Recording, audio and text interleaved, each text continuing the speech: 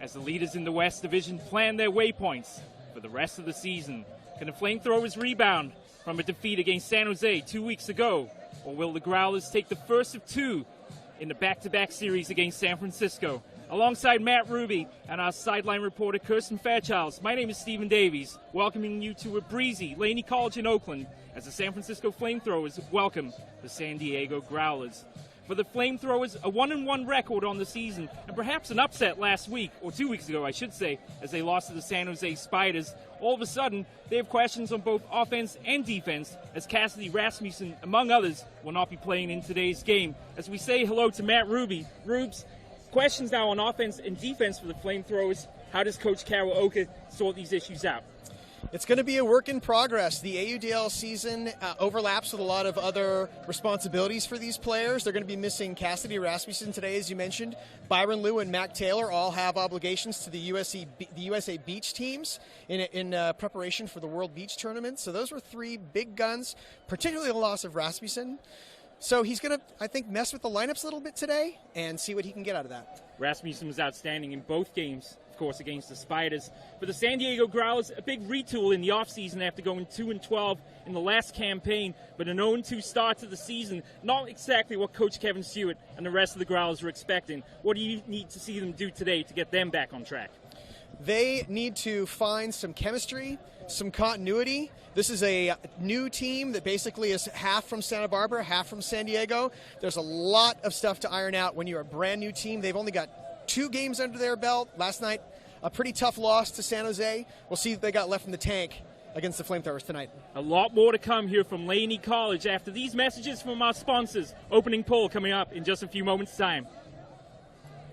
The Bay Area Disc Association is a nonprofit organization that fuels the local development of Ultimate Frisbee, with instruction for new players and dozens of high-quality leagues and tournaments that help make the Bay Area a hotbed for this great sport. Bay Area Disc has dozens of programs for people of all different ages, skill levels. So whether you're a kid just starting out, going to our clinics, or if you're an adult elite club player, playing in our Revolution tournaments. We have something for everybody.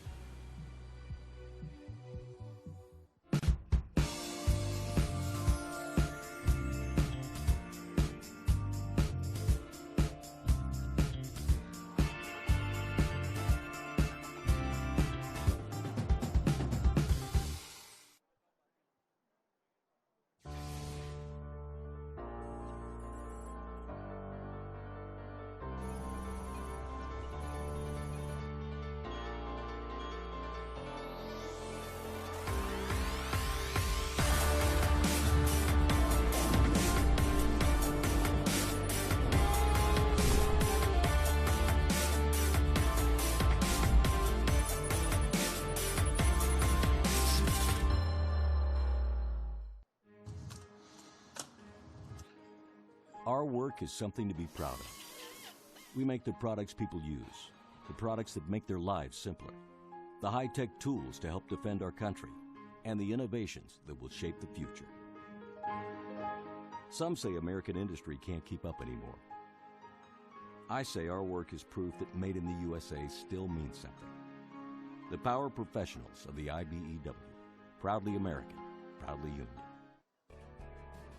One of our successes has always been able to find the B personalities, and the B personality just stands for Butler, which means fitting into our organization. We could have been a much bigger company if we had chosen to be, but it's been the philosophy of both myself, Bill, and the leadership team to stay at a size that we really know all of our team members and their family members, because we're only as good as the team member sitting next to us.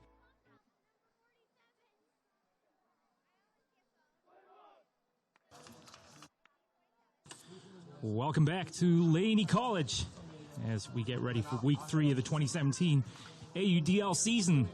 As the San Francisco FlameThrowers 1-1 overall welcome the San Diego Growlers with an 0-2 record. Stephen Davies and Matt Ruby alongside a tough loss last night for the Growlers as they were able to trim the gap to just 1 goal in the third period, but ultimately the Spiders run away with a 30-25 victory. And it wasn't even that close. The Growlers scored to make it a 5-point game at the very end of the game, sort of a jump ball into the end zone when everything was decided. So it was a pretty convincing loss, I would say. So we're going to send it down to our third member of our broadcast team, Kirsten Fairchilds, down on the field. Kevin Stewart is the only head coach the San Diego Growlers have ever known. The Growlers are at full strength tonight, but not the FlameThrowers, who are undermanned due to key injuries. San Francisco will have to use its legs wisely this evening to come away with a W. Stephen, Matt. Thank you, Kirsten.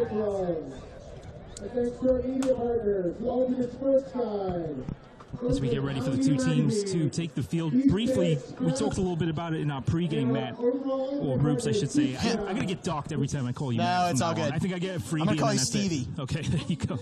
But in all seriousness, though, quite a few players missing for the FlameThrowers and Coach Kawaoka today. Mac Taylor, Cody Kirkland, Byron Liu, Grant Lindsley, and, of course, Cassidy Rasmussen. Big ones.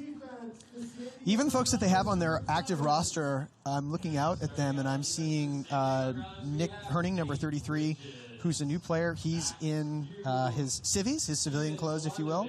And another recent addition, number 20, Alex Evangelidis. He is wearing, he's not in uniform. He's not wearing cleats. He's not wearing shorts. So they're a little, you could argue they're a little shorthanded today. The Growlers, however, did, like we said earlier, lose a tough game last night. They're playing in 24 hours. They finished their game probably around 8:30 or 9 o'clock last night, and they're here, in 21-hour turnaround. So it's sort of good timing, I guess, for a relatively shorthanded FlameThrowers team to have to deal with a team that's playing on the second half of a back-to-back and probably exerted a lot of energy to get back in that game, but still ended up losing. Let's look at the new FlameThrowers mascot, the Flame himself, as the San Diego Growlers were introduced, and now we take a look at the FlameThrowers as they make their way out onto the field here at Laney College. We can't give you the starting 7 then for San Diego, which we'll do here in just a moment's time.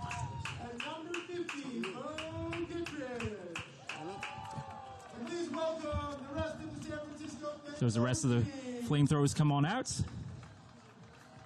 Antoine Davis, number 23, we've had a chance to watch him play some incredible defense, but he is listed as one of the O starters today for the FlameThrowers. I was surprised to see that, but Coach Kawaoka's got a lot to figure out, especially with the folks that are missing.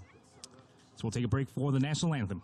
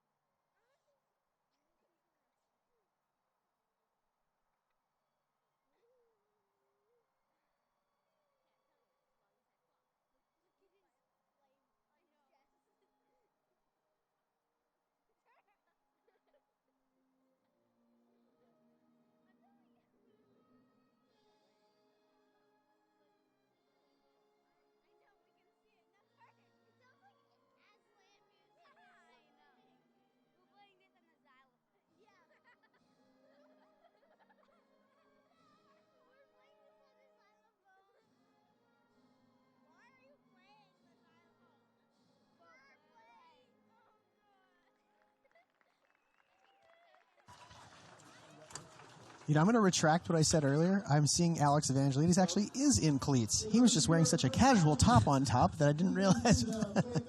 That's good for the FlameThrowers. He's a very dynamic defender, former Revolver player, Carlton teammate for a lot of the guys on this team, Pat Bayless and Sam Canner. Very good. A couple other familiar faces, especially to San Jose fans, with the return of Kevin Smith and Sean Hamm for San Diego. Yeah, I'd say pretty big additions for the Growlers. Kevin Smith is, there was a running joke that on the rosters you have positions, right? You have handler, cutter. Someone described Kevin Smith as position should be hucker, because that's what he does. He just throws bombs. And Sean Hamm was just a goal-scoring machine. 57 goals last year. Incredible. And that was on a Spiders team that you could argue was very mediocre, but still he had an incredible, amazing individual effort last season. Those two teams get ready to get week 3 underway here in the AUDL. There were just 16 games played in the first 3 weeks, but there are 11 games played over the course of this weekend. So as we mentioned at the top of the broadcast, the AUDL season is indeed in full swing. The starters then for the San Francisco FlameThrowers, number 6, Joel Schlackett, number 14, Justin Lim, number 22, Marcelo Sanchez, number 23, Antoine Davis, number 35, Lucas Dahlman, and number 50, the two-time league MVP, Bo Kittredge. For San Diego, number 1, Nate Bridges, number 9, Max Hume, number 11, Steven Miladovich, number 19, Jeff Silverman, number 22, Dan Bellinger, number 30, Tyler Bacon, and number 51, Nate Page. Silverman, Bellinger, and Bacon, all members of the 2016 Aviators team. We are underway then from Laney College in Oakland. And the FlameThrowers with the early possession. Here's Kittredge. So in terms of offensive play for the FlameThrowers in today's game, Rubes, what are you expecting from Coach Carol Oak and the rest of the team? I think offense doesn't have quite as many questions as defense does for him. In 2 games, their defense has not been... I'm going to hold that thought. Justin Lim with the sliding grab. On his knees for the first goal of the day. The FlameThrowers take the lead 34 seconds into the first quarter. That might be Justin Lim's first goal as a AUDL player. I'm not sure what his history is previous to this. Nice throw from Sanchez just down the line. That's a tough throw. That's a throw to a pretty small window to a man running away from you. And especially, there's a touch of an upwind downwind right now. Camera right is where the wind is blowing, definitely blowing more from that end of the field.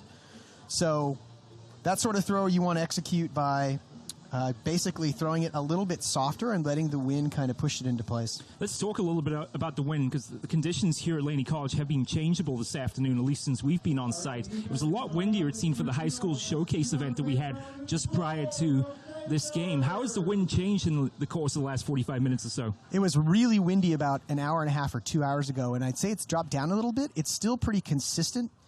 But it can often get a little swirly out here. Ooh, big bomb. Taylor Dunn hooks this downfield, and it's defended brilliantly. Devin Williams with the D turns that away. Nice D. Indeed. That was on goal scorer extraordinaire Sean Hamm. They're obviously looking for him. That was a shot to space for him right off the bat. So the FlameThrowers diffuse the early travails of this Growlers team. Oh boy. Dangerous and well claimed by Hunter Corbett. The Growlers are an interesting combination. They are sort of half Santa Barbara and half San Diego. The D team is mostly players that used to play for the Condors. Ooh, nice break. And that is a tremendous bid and a catch just shy of the line. That was by Sean Hamm, and it comes back to him to tie it up at a goal apiece. With his fingertips. Nice catch. That off the turf. Nice around break right here. Big step out. Ooh, great around break. But a nicer catch. Brilliantly Thwack. done. Chest in the ground, and hopefully you don't scrape your chin. As I was saying, San Diego is sort of broken, or the Growlers are sort of broken into San Diego players and Santa Barbara players. The D team is definitely heavier on Condors, on former Santa Barbara Condors, and a lot of these guys played for the LA Aviators last season as well. So the Aviators had a bit of a talent suck. Bellinger, Silverman, Corbett all played for the Aviators last year, and this year they were moved down south to play for the Growlers. It's tied up at a goal apiece. Lim and Hamm, the goal scorers. Side stack. Bayless has the disc. And that's a tremendous catch by Antoine Davis. Sends it for Sanchez, and Sanchez is just too strong over Casey Wu. And Wu is deceptive speed, but not to be that time. A great throw from Davis. That's an example of when it comes off his hand, it looks a little screwy because the top, he puts the front edge of the disc way up in the air because with the wind at your back, that's going to be pushing it down. He's got the wind at his back, so he kind of just put it up, front edge up. The wind is going to drive this down. This is a nice catch by Sanchez. Excellent catch. Wow, he went up early too. He got some air on that one. Wu doesn't even leave the ground until Sanchez is already well up in the air. So everybody loving the Flames costume. Leaves a little to the imagination, huh, Ruth? Yeah. You might want to consider a little bit, something a little heavier maybe. Now, a minute 45 into the first quarter. The Growlers then with Zeke Ivers. Ooh. Oh, brilliantly nice taken away. I thought there was a chance that was going to be a foul. Oh, big shot. Cohen gives chase. Cohen can get there in great time. Catch. Outstanding from Greg Cohen, and remember how he put the team on his back 3 weeks ago against the Spiders. That is an outstanding catch to give the Flamethrowers an early 2-goal lead. The whole sequence is started by a nice D by I believe Reinhardt coming hard under on a pass to the sideline. Dumps it off to Canner.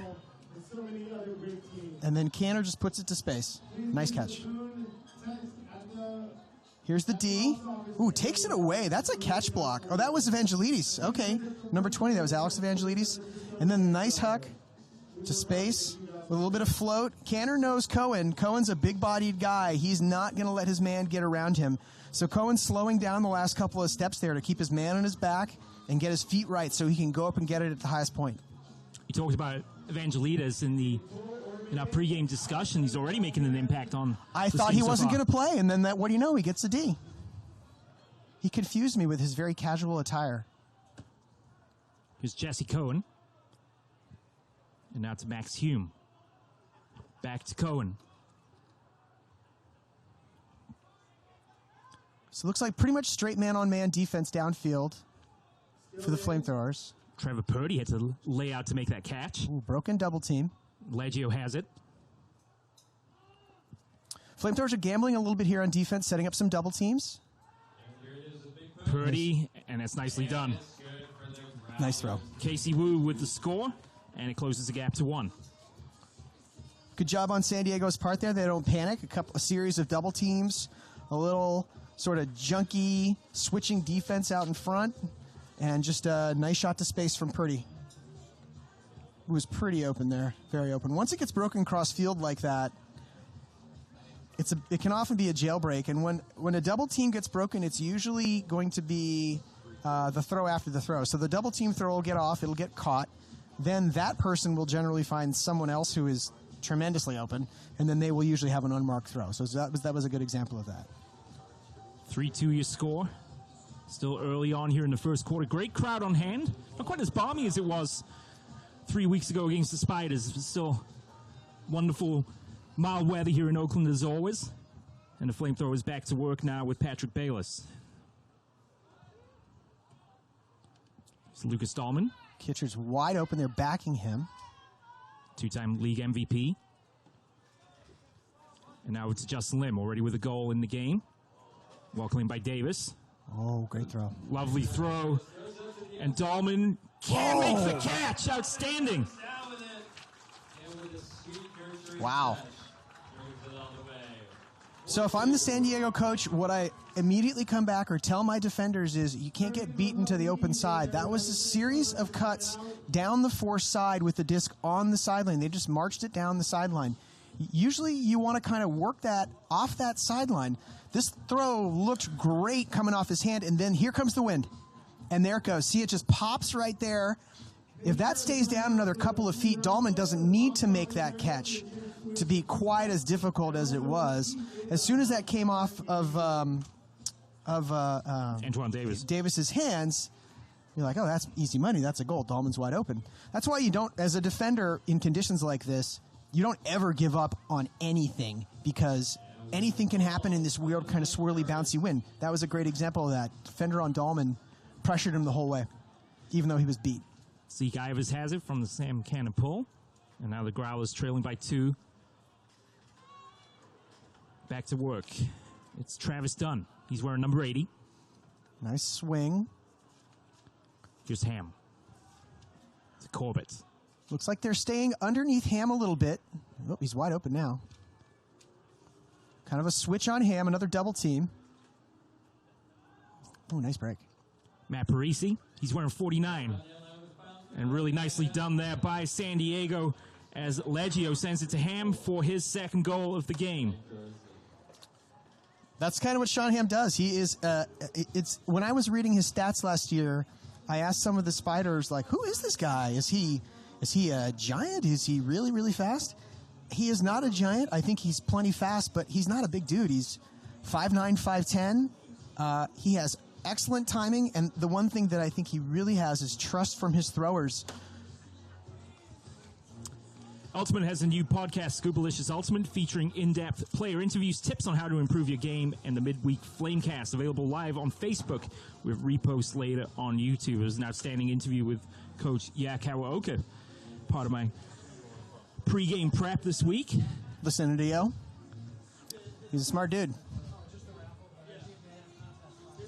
I talked to the coach of the Spiders after last night's game, and he said that the San Diego defenders were being very, very physical with San Jose's handlers. I haven't seen much of that this game. I sort of anticipated them to be knocking them around a little bit, but it looks like the Flamethrowers have had a lot of space to work with. Davis thought about hucking it instead. That's a dump. The swing didn't get off, so now they're all going to have to come backwards a little bit and sort of reset. Oh, Dahlman's open. Nice cut. Dahlman. Look at all the space they give him. All the space. Oh. Almost had it at a second time of asking there. Diving was Bayless as it was tipped by Danny Bellissimo. And the Growlers catch a break. It's Bellissimo with the disc. Up line. Wow. Not on Antoine Davis. No, sir. No, sir. He is behind his man. He's not far enough behind his man that he can't make up ground. I think he knows how fast he is, and he might have even been, the term we use is baiting that a little bit, meaning he's expecting that throw might go there, and he's going to make up the ground to get it. 4 Ds in the loss against the Spiders. Oh, and then he drifts all the way downfield, completely uncovered. Good timeout call. So a timeout called in by Antoine Davis. It's 4-2. Flamethrowers, 7:13 to go, first quarter of play. I'd like to say thanks to our friends at Douglas Parking, Airpark. Park at the airport and know your car is safe and there when you return. Douglas Parking, the best in local parking. And also thank you to our friends at Waxy Supply. That was the cleanest score of the quarter. Well, they've all been so far, I think. Cleanest D, how about that? Yeah, there you go. There you go. Brought to you by the most trusted source in clean, Waxy sanitary supply.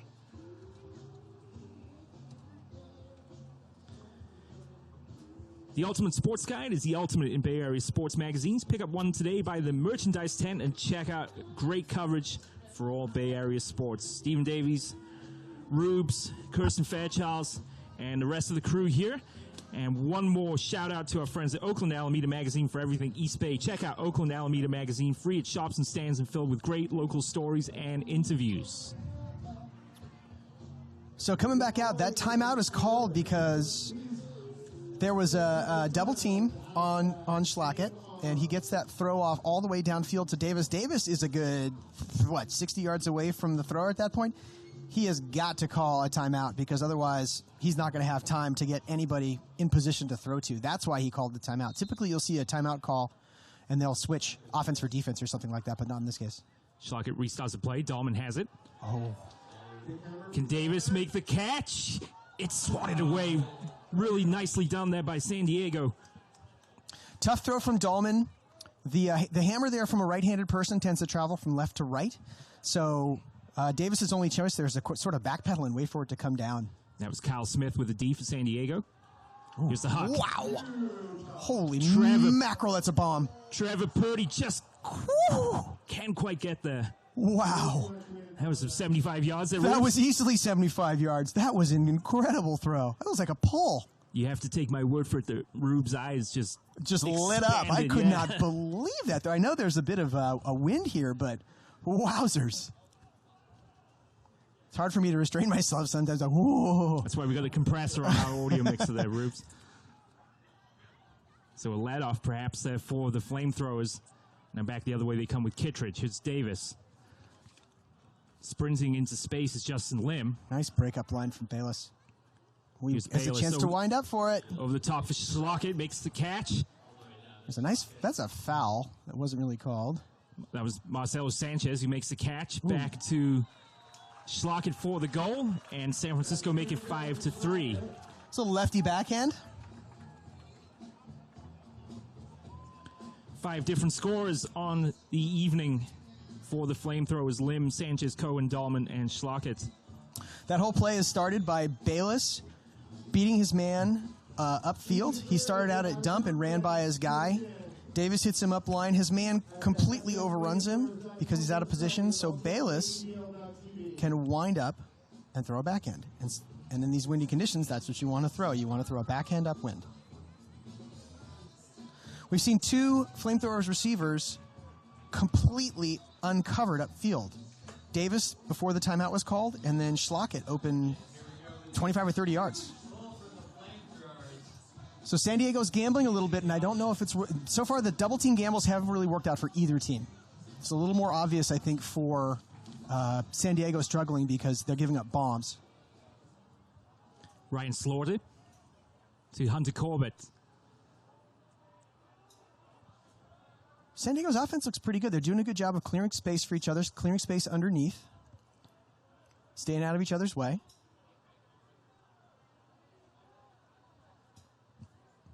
Ooh, nice. Corbett sneaks it by. Zeke Iris sends it too strong for Casey Wu. That was an inside-out forehand. That inside-out forehand is supposed to drift the other direction. There's Coach Kyle Oka. I like his jacket. Talking to Bayless.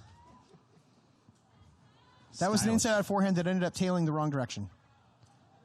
Double team is set. Now let's see what they can get out of it.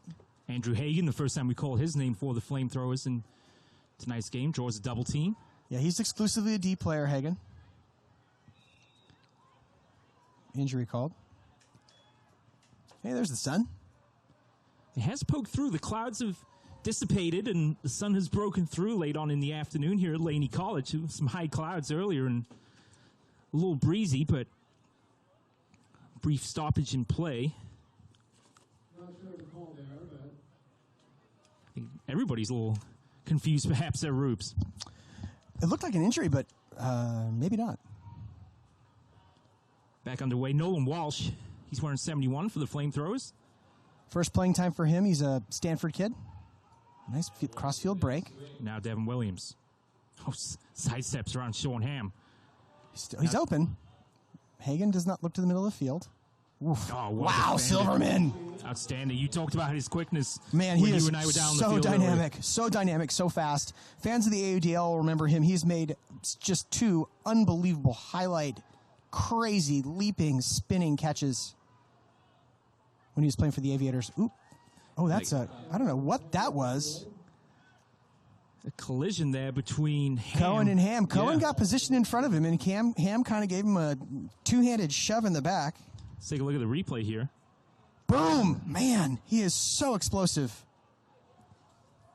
There might have been a little confusion from the FlameThrowers players there because 2 of them are sort of in the same vicinity, so one may have broken off his cut, but Silverman's coming through there like a bullet. There's Kirkland. Kirkland can throw. Nice throw. Can indeed throw. Tremendous.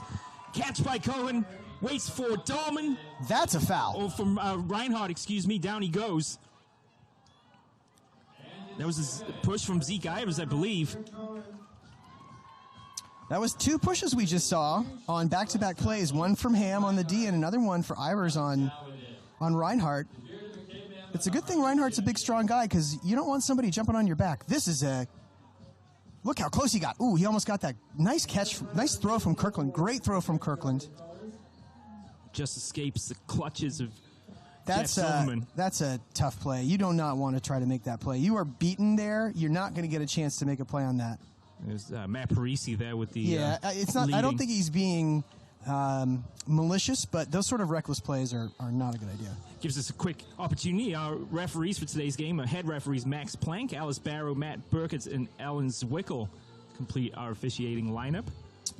Oh, interesting. So I believe they assessed a penalty against the Growlers, because the Growlers are actually pulling from the back of their own end zone, and they're going to be walking up the FlameThrowers to the 25. So that was a foul.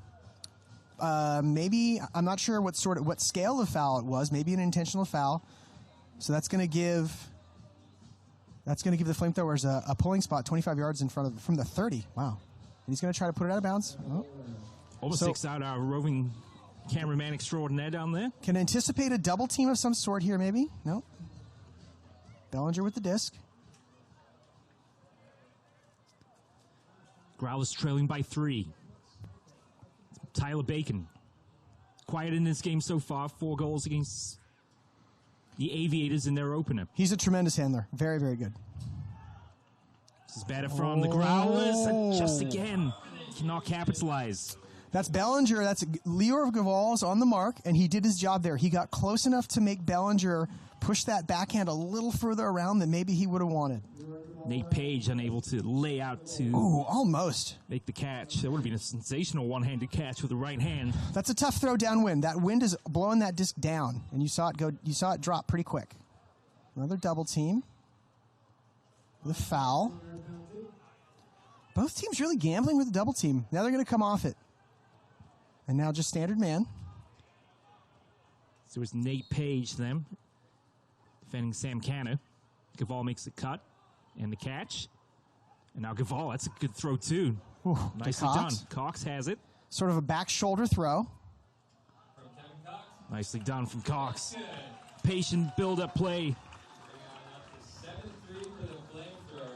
And a goal for Brett Peterson. That's his first.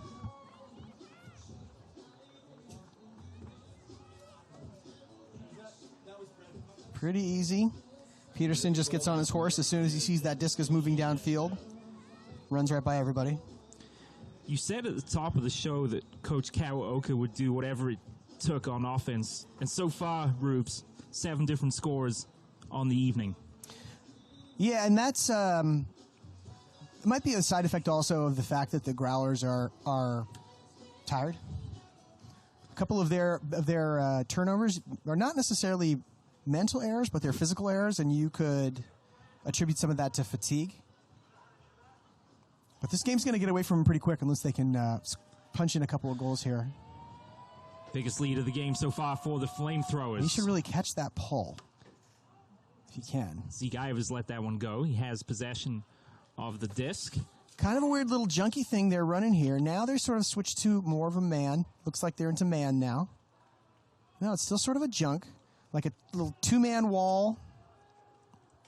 Ooh, Canner comes back. Another double team.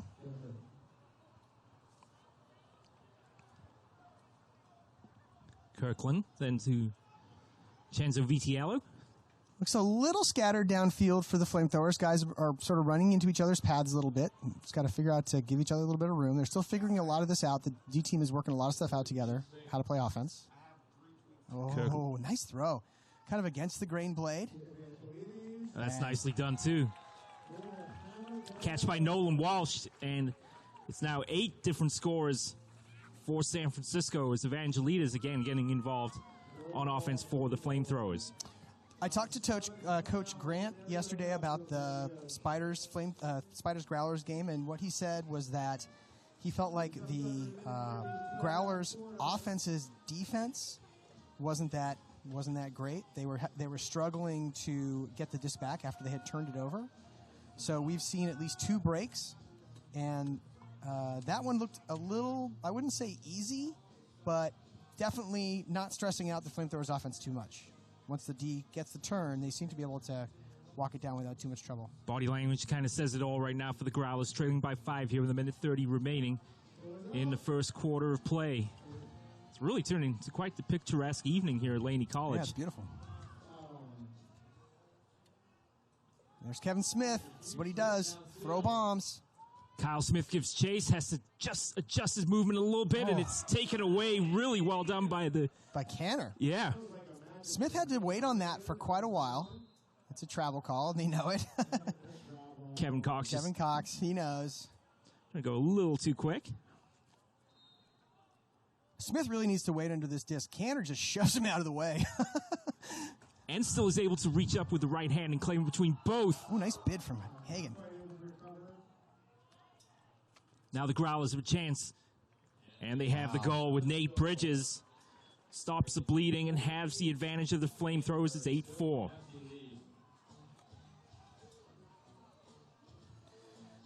So what we just saw there is perhaps what the Growlers are going to be doing is play a little punt and play D going downwind. Punt meaning is like in a football. You know, you're going to punt it downfield. The difference is you're trying to actually throw goals here. This is a pretty easy goal.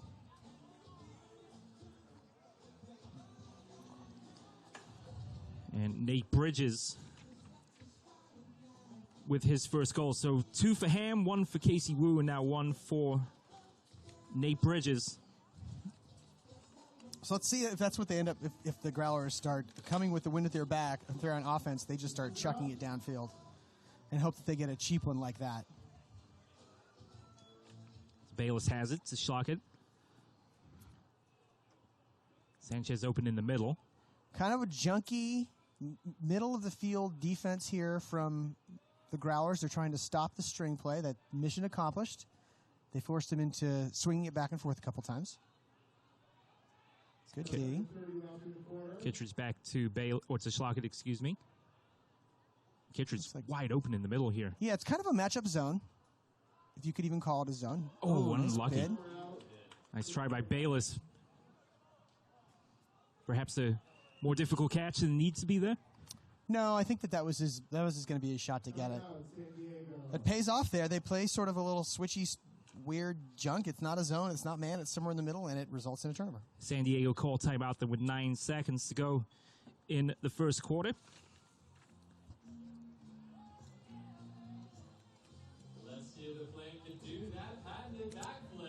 So Ultimate has a new podcast, Scuba Licious Ultimate, featuring in-depth player interviews, tips on how to improve your game, and the midweek Flamecast. It's available live on Facebook with reposts later on YouTube. You know, Ultimate throws... Oh, I'm sorry, go ahead. No problem. Thanks to our sponsors from Douglas Parking. Airpark, park at the airports. Know your car is safe and there when you return. Douglas Parking, the best in local parking. Scuba Licious. Oh, speaking of Scuba Licious. He looks like the Heat Miser. Remember Heat Miser and Mr. Cole? I think that's might be a Heat Miser headgear there.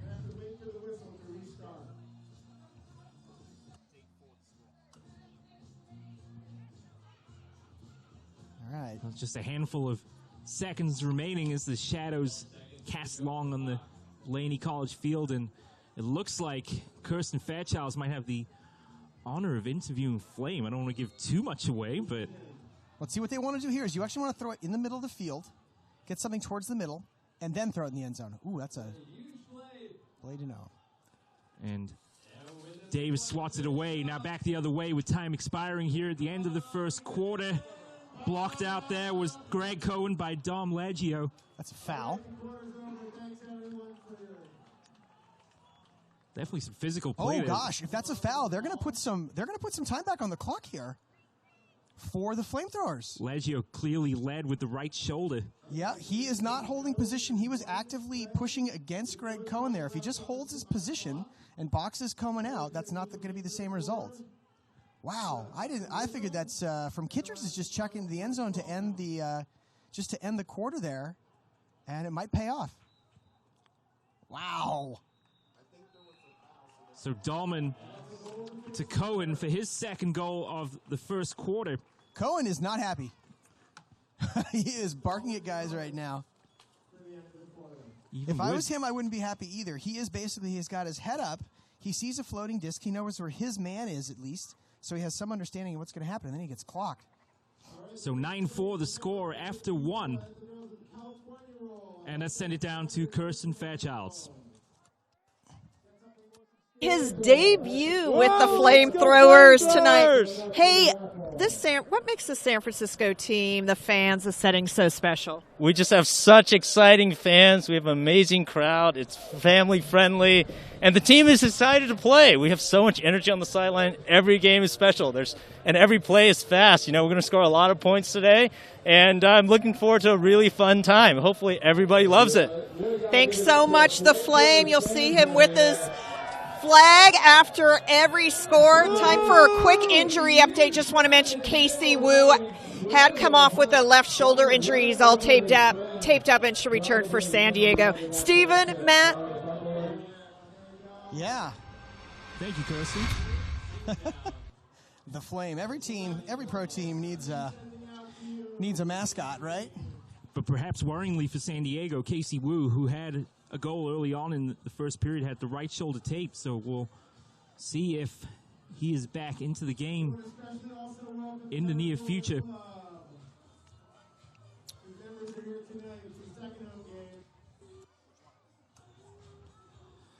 Let's look at Coach Kevin Stewart and the Growlers team as we will take a break. Back in a moment. The Bay Area Disc Association is a nonprofit organization that fuels the local development of Ultimate Frisbee, with instruction for new players and dozens of high-quality leagues and tournaments that help make the Bay Area a hotbed for this great sport. Bay Area Disc has dozens of programs for people of all different ages, skill levels. So whether you're a kid just starting out, going to our clinics, or if you're an adult elite club player playing in our Revolution tournaments, we have something for everybody.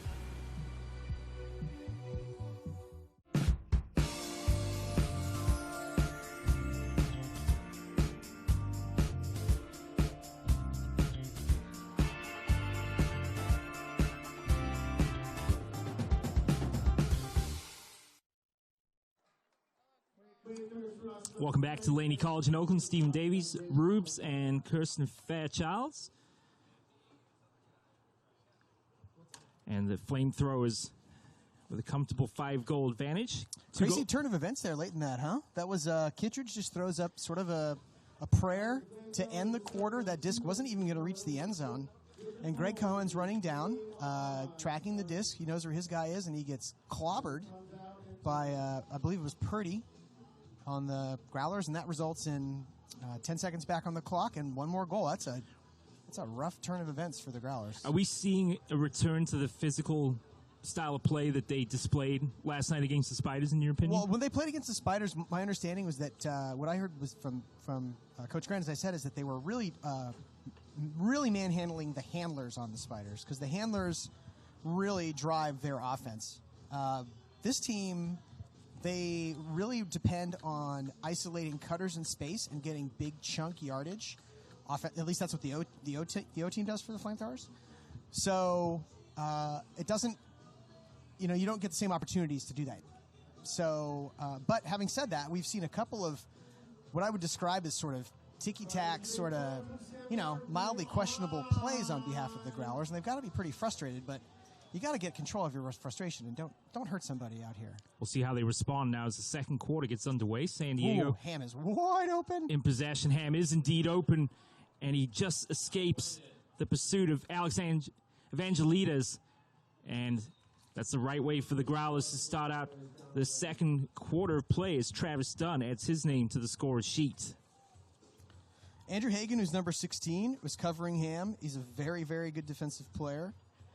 He bit an undercut tremendously, and then Ham plants and runs deep. Pretty simple textbook ultimate play there. So 9-5 the score, excuse me. Here's a replay. Yeah, Ham is super open. Look how open he is there. Evangelides is given chase, but he's out of position. And then it's pretty easy, little pitch and catch there. That might have been Evangelides' man, who he dropped off of to try to go and help. And then he sort of finds himself in a little bit of no man's land there.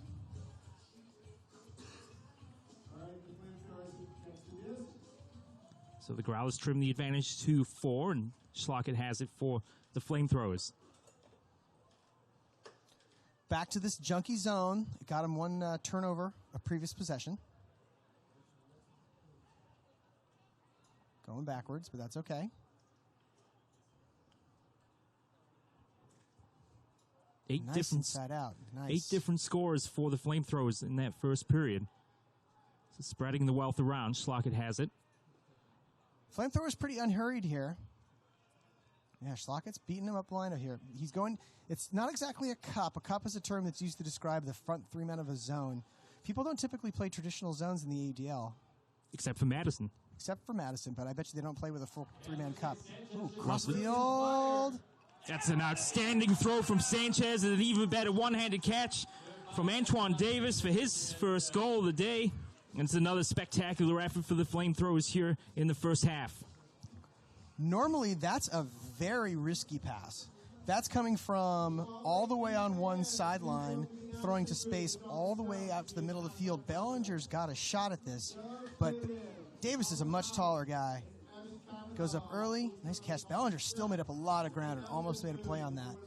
Purdy, so Davis puts Purdy on his back.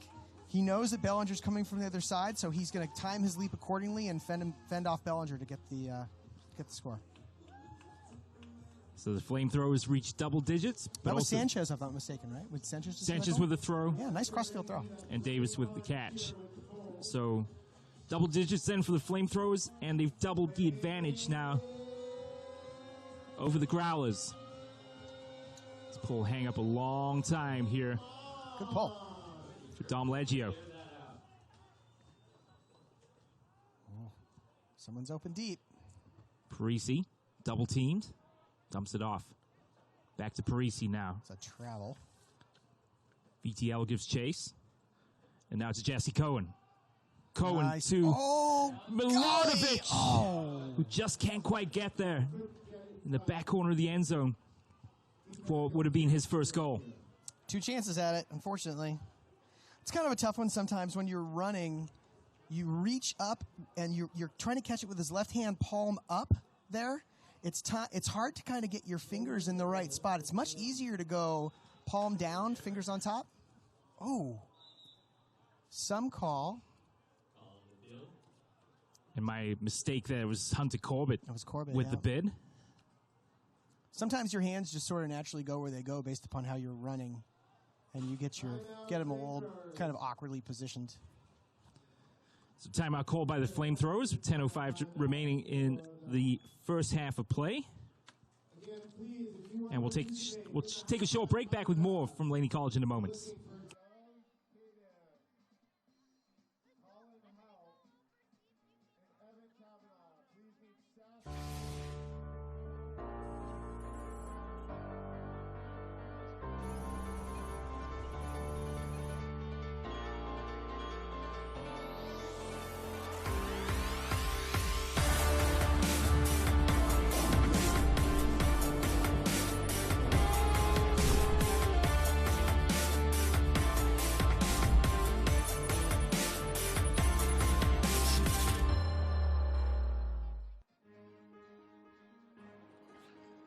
Our work is something to be proud of.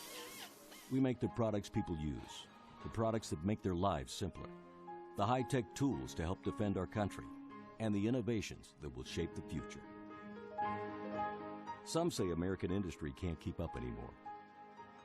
I say our work is proof that made in the USA still means something. The power professionals of the IBEW, proudly American, proudly union. Great crowd on hand here at Laney College. Perhaps a little surprised based on the clothing they're wearing. It wasn't expected to be such a balmy evening here, but it's... I saw some parkas out there. Hats. You just never know. Compared to 3 weeks ago, I learned my lesson. I brought shorts with me today and didn't end up needing them. So after the timeout, back to action here. The hammer from, you can see that on the far side, but Justin Lim has it. So they break the double team, but they don't get much out of it. Davis. God, Kittredge, people honor him so much. He takes one step deep, and their defenders just give him everything he wants underneath. Kyle Smith then, the defender in question for San Diego. Bayless over to Schlockett. Kittredge is wide open up the middle. There's Davis. He's being backed. So far, Kittredge and Davis are being backed by their defenders, so they should have stuff underneath anytime they want it. Marcelo Sanchez. Woo. And this is a very similar throw we saw earlier on, and Dahlman makes the catch. It was just like that Davis throw earlier on. Well, it's a little different. This is a throw with a much smaller window to throw into. This is a really nice. That's just a really nice throw. That's also some teammates that have played together for a long time. That's a throw where if Dahlman is not on the same page with Sanchez, it's probably a turnover. But Sanchez throws that to a spot and lets Dahlman run under it. Just a nice touch throw right down the line. He had some sort of chaff in front of him, too. There were multiple defenders sort of standing in front of him. So, wow, great throw. Dahlman with his second goal of the game joins Cohen with 2 apiece. 11-5 your score as Greg Cohen restarts this one.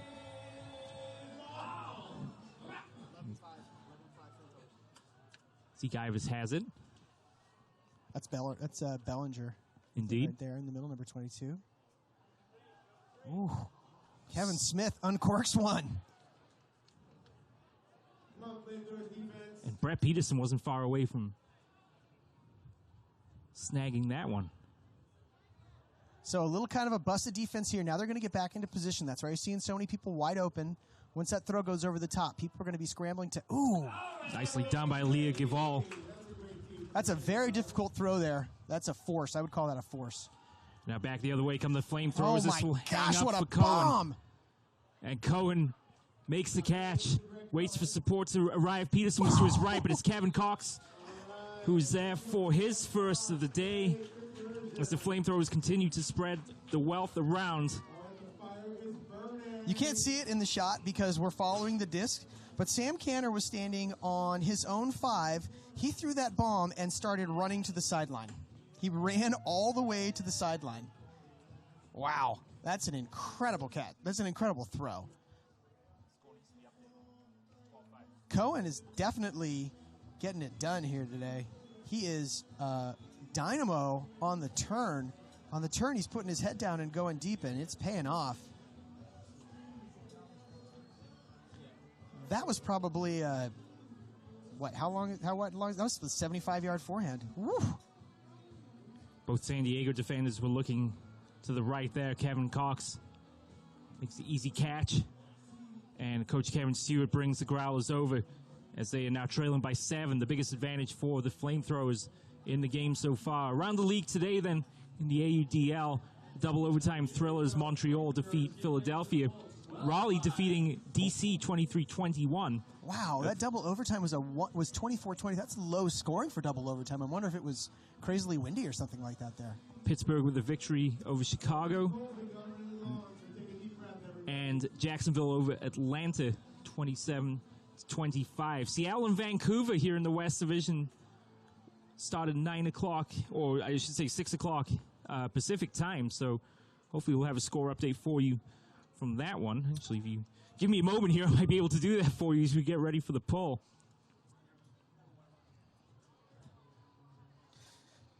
We'll come back to that.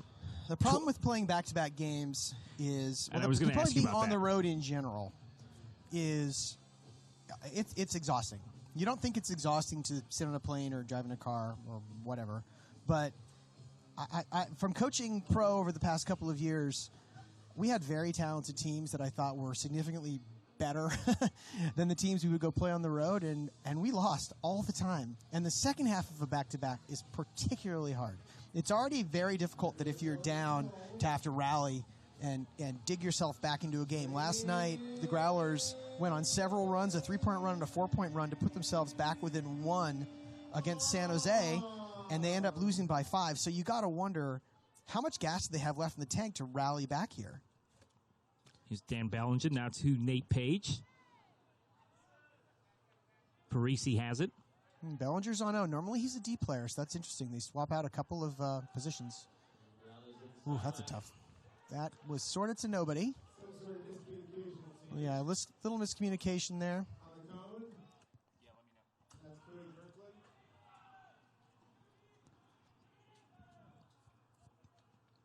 So the Flamethrowers and Dahlman. Nice clear that doesn't get anywhere. Looking for the escape route here. Yeah, his dump on that side cleared and opened up the lane for Davis, but he still doesn't get the throw off. Now they just got to keep running. Nice little... Oh, ooh, almost dropped that by Reinhardt. You can hear the crowd gasp. Yes, you could. Interesting to see Dahlman back playing handler. Typically, I think of him as more of a... Oh, he is just throwing it to a spot, letting the big boy go get it. Davis is going to win that matchup every time there against Nate Bridges. Oh, golly. Got a little greedy. Got a little greedy there. What's my favorite term from 3 weeks ago, Matt? Remind me. It's conservation of greatness. Yeah, there you go. That was his only option there. That's probably the man he should have been trying to hit, but maybe throw a little earlier. Heads up D, though, by the Growlers. And that would have been a real backbreaker there to be down by 8.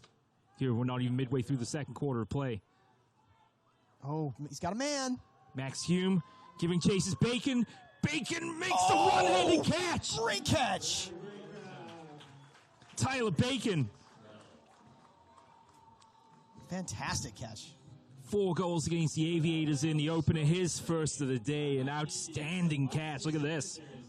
This is a great catch. He's on his horse here. Nice. Textbook. That's a catch clinic right there. That's how you lay out catch, everybody.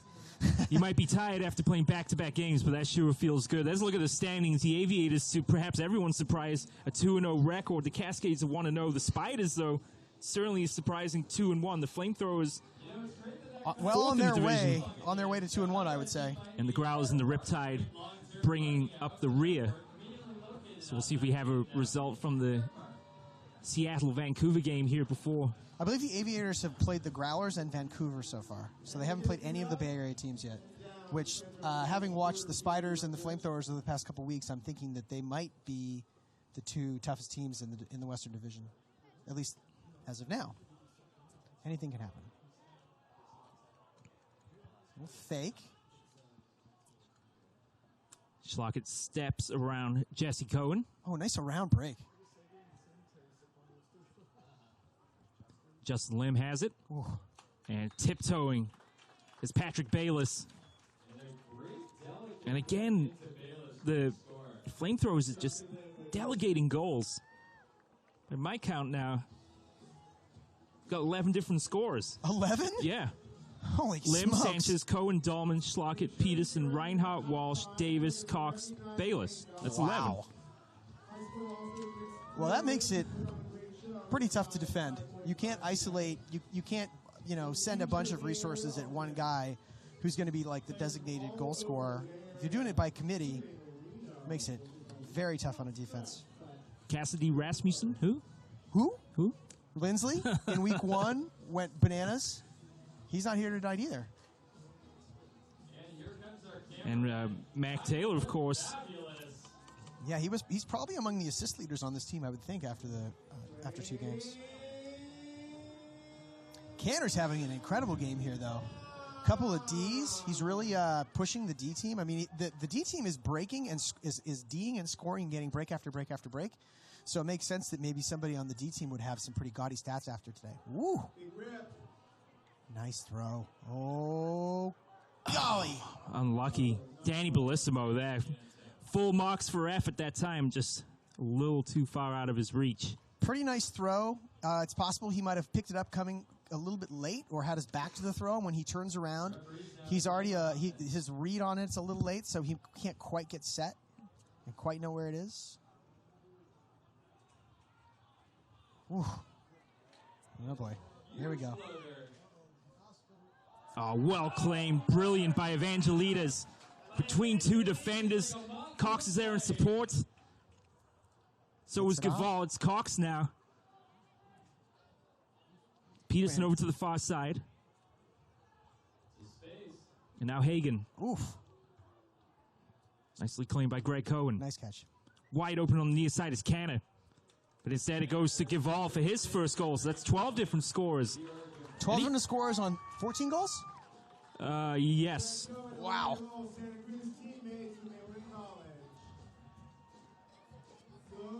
So here's the setup. Cohen winds up and yanks it. This is a great catch between two guys. He has to wait on this a little bit. Number 80's got a decent position, so he's going to box him out there, go up before anybody else can. Number 3, who's coming in to help, is pretty much out of the play. He's just going to be there to, maybe he'll pick up some trash if it sort of floats over both guys. But nice catch by Evangelides. And the D team, FlameThrowers D team, are bombing it.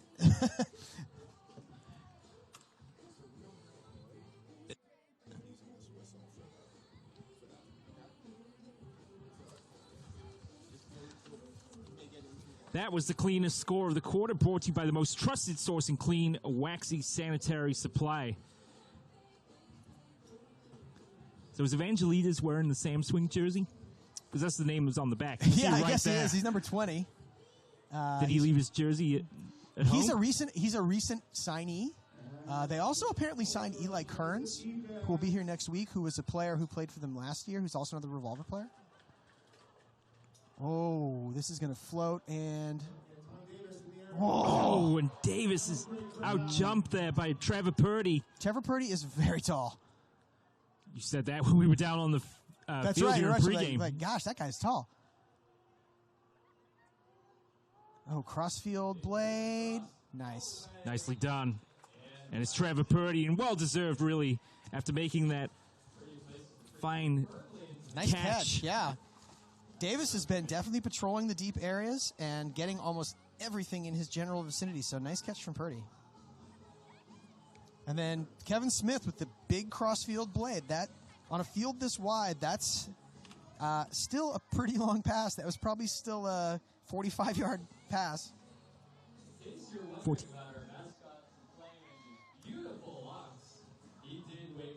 But it's still a 7-point game. Still an awful lot of work to do for the Growlers. I mean, the wheels would have to come off. The car would have to roll off a cliff and catch on fire at this point for the Growlers to pull this one out, I think. Ooh, Davis might have had kind of a not the best read on this. He looked like he came in a little bit late, but man, what a catch from Purdy. That's a great catch. Here comes this big crossfield. He really put some mustard on this because he's got to bend it around a lot of guys. Smith's got a giant cannon for a forehand, though.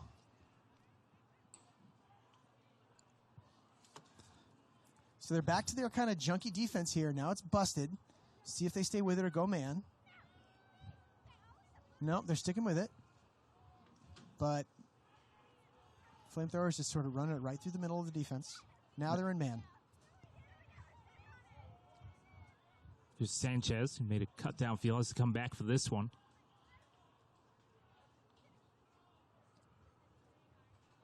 The fore side is open here, but they're going to work it to the break side. Bayless has wide open. Sanchez trying to evade Nate Page further downfield.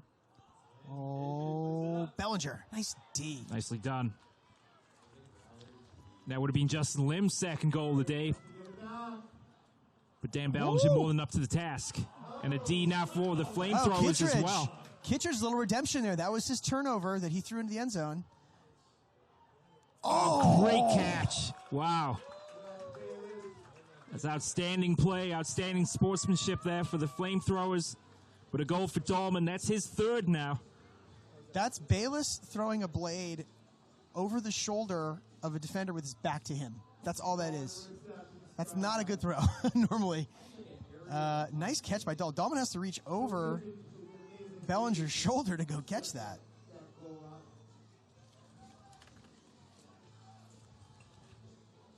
Things are looking pretty easy for the FlameThrowers here. And when watch this.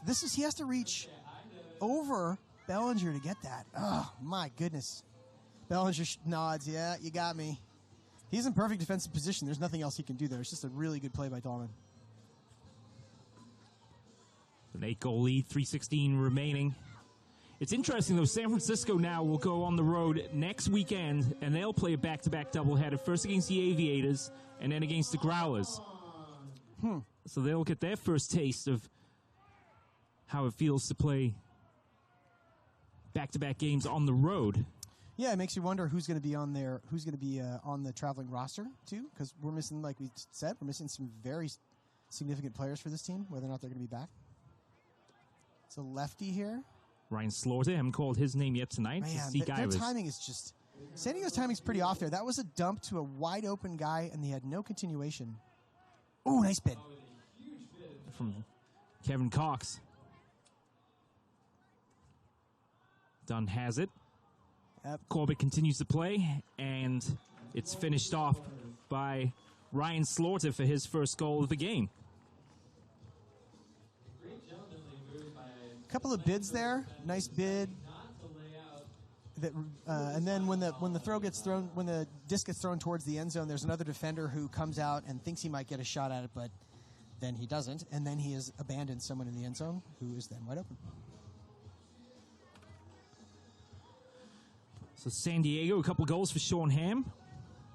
One apiece for Wu, Bridges, Dunn, Bacon, Purdy, and Slaughter. And we haven't seen Casey Wu since that first quarter of play with the with the right shoulder strapped. So okay. We certainly hope that Casey will be back in the game in due course. I'm kind of counting the guys on the other sideline for the Growlers. I'm not sure how many people they traveled with. 1, 2.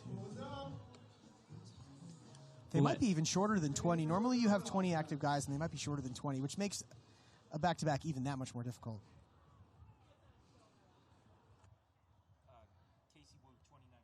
Back to this junk again. At this point, they're just trying to save some energy here. Defense is trying to you don't want to have to chase all your guys, chase everybody around and exert what little energy you have left. So they're going to make them kind of be patient and swing it back and forth on short passes, nothing too threatening. And then once they get to around half field, I think they're going to break into a man. So pretty soon they're going to be in man here. Yeah, they're in man. Kittredge wide open here on the right side. They're in man, but that is not the smoothest transition to man. And what by man, I mean man-to-man defense. Usually when you have a defense that's going to transition from...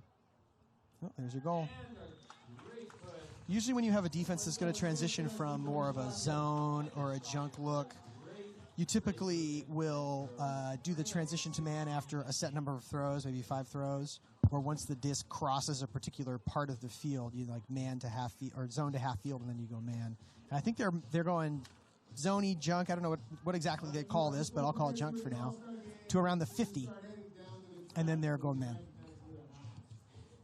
The FlameThrowers double their advantage once again. It's now 16-8 here in the minute 40 remaining in the first half of play. Well, after the doubleheader, which will be the 29th and the 30th, LA on the 29th, San Diego on the 30th, San Francisco will host 4 consecutive home games. They'll have Seattle on the weekend of the 13th of May, Vancouver on the weekend of the 21st of May, and then to begin June, a visit from LA and the rematch, and a highly anticipated one at that, Rubes, as they host San Jose here on June 10th in what is surely going to be... I think it's going to be a big game. A pivotal game in the division. San Jose has got their first road trip coming up this weekend. I believe they're going up north to face Vancouver and Seattle. So that'll be a big test for them. Ooh, nice throw to Ham. He's just short. Millimeters shy of the line is Sean Ham. And it's Hunter Corbett with the goal, and that's his first.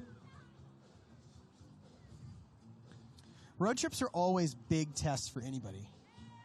First road trip of the year, it's really fun. It's great to travel with your teammates. Sure. And you spend nothing but time with them, and it can be a great bonding experience. But it can also be really hard. Well, they only get, I guess, really the one really long trip up to Seattle and to Vancouver. Yeah. The Southern California trip, I assume, is much more manageable. You really do feel like you're on a true pro team, though. You Sure. travel as a team, and then you board buses or vans, and you're spending all your time together. It's really a unusual experience for folks that have never done it. And most Ultimate players out there who are listening to this, we know that you never travel as a unit. You travel in small groups, and you get in individual cars and stuff like that. Maybe you're at the hotel together, but you're not hanging out with the same people for the entire length of a weekend. And how do you think that builds camaraderie, in your opinion? It builds great camaraderie. I mean, you don't think about anything except the games and playing. You check your phone occasionally. I know from my experience, it was just a great escape from life, and you're playing a game you love with a bunch of your friends. It's pretty great.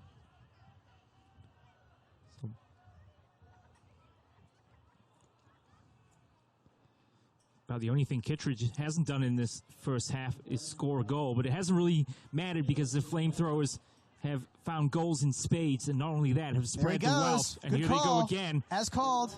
Can it be Kittredge now between two defenders? Oh. And he gets a shove at the end there from Nate Page, who outleapt him that time. And Page has the disc now for the Growlers. 20 seconds to go. Davis, nice D. They got plenty of time here. They can just sort of dink it around a little bit for a couple of seconds. Toss it around for a good 5-10 seconds here, and then take a shot into the end zone. I mean, they're up by 7, so. Nice catch by Bayless. Got to hurry this up, though. 4 seconds floater. remaining. Up top for Kittredge, and out of play. And that will do it for the end of the first half of play. A comfortable opening half then for the FlameThrowers as they go into the halftime interval here with a 16-9 advantage. 3 goals for Dahlman. No, looks like there's possession here. There's still some time left. The referee is signaling 2, which looks to me like he's going to put 2 seconds back on the clock. So let's see if this quarter ends the way the last quarter did, with a foul and the disc being put on the goal line. It's Nate Bridges. That's going to fall short. That's going to hit around the 40 or out of bounds. Yep. And out of play it goes. Now it's halftime. I'll continue my spiel. San Francisco, a comfortable opening half here with 3 goals from Lucas Dahlman and 2 from Greg Cohen. But by my counts, 1, 2, 3, 4, 12 different scores. That's a lot of guys to count. It is indeed. I need to get a better score sheet. Let's send it down into Kirsten Fairchilds. Coach, you're going to be taking a sizable lead into the second half. How have you felt about your team and how it's finished up games this season? I think that we need to continue to keep the energy and the intensity all the way through the fourth quarter, and so we still have a lot of work to do in this next half. And now the half is over. Thanks for joining us beforehand. What were you pleased with in the first half, and what are the nuances? What are the little tweaks you'd like to make? Yeah, I think we had a lot of intensity. The team showed a lot of energy cheering on their teammates, so I think that was the most important thing. Moving forward, though, there are some things that we want to work on, specifically with this big lead and a home field advantage. We're going to implement some things that we've wanted to practice for the upcoming games. Thanks so much, Coach. Good luck in the second half. Stephen, Matt? Well, I don't know what he's going to implement in the second half to play better than the first half. I like the fact that we talked about the camaraderie part right before the end of the first half, and Coach Kawaoka said that it was a big deal to him to see his players cheering on their teammates, and especially this early in the season with things certainly very much in the balance. It's good to see that. Definitely, and I think that that's a huge part of a successful team culture, and successful team chemistry. So if those are things that you can keep up that energy, I mean, it's easy when you're up 7 and you're really beating the living heck out of your team. So it's good to build it now and then carry it to tougher games down the road. San Francisco then on their way to a 2-1 record as they honor the participants in the high school showcase played before tonight's game. San Francisco in command here at Laney College, 16-9. We'll take a short break, back with the second half here in just a few moments' time.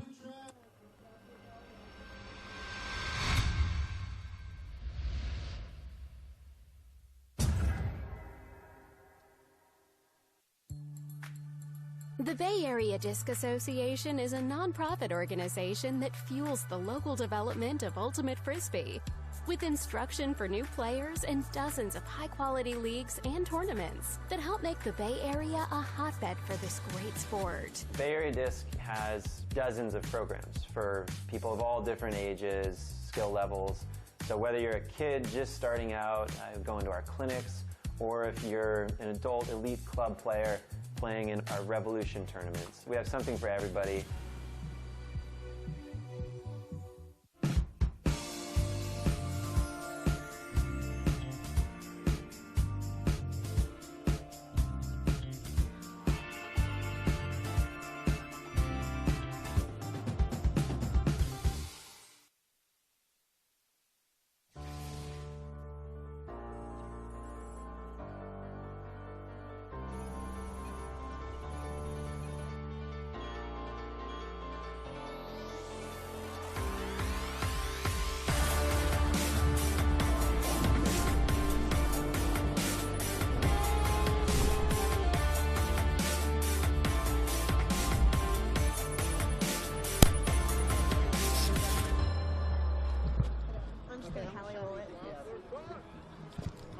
Our work is something to be proud of. We make the products people use, the products that make their lives simpler, the high-tech tools to help defend our country, and the innovations that shape the future.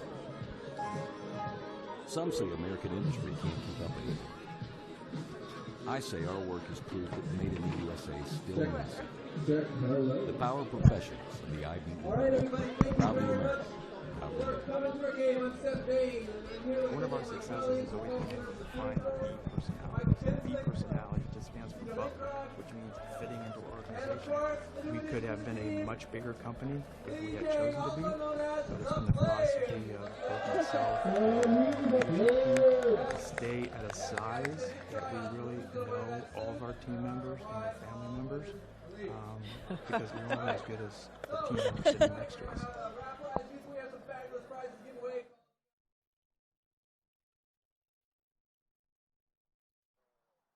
Welcome back to Laney College. San Francisco in command here 16-9 against the San Diego Growlers. Let's send it down to the field. And Kirsten Fairchilds with some special guests.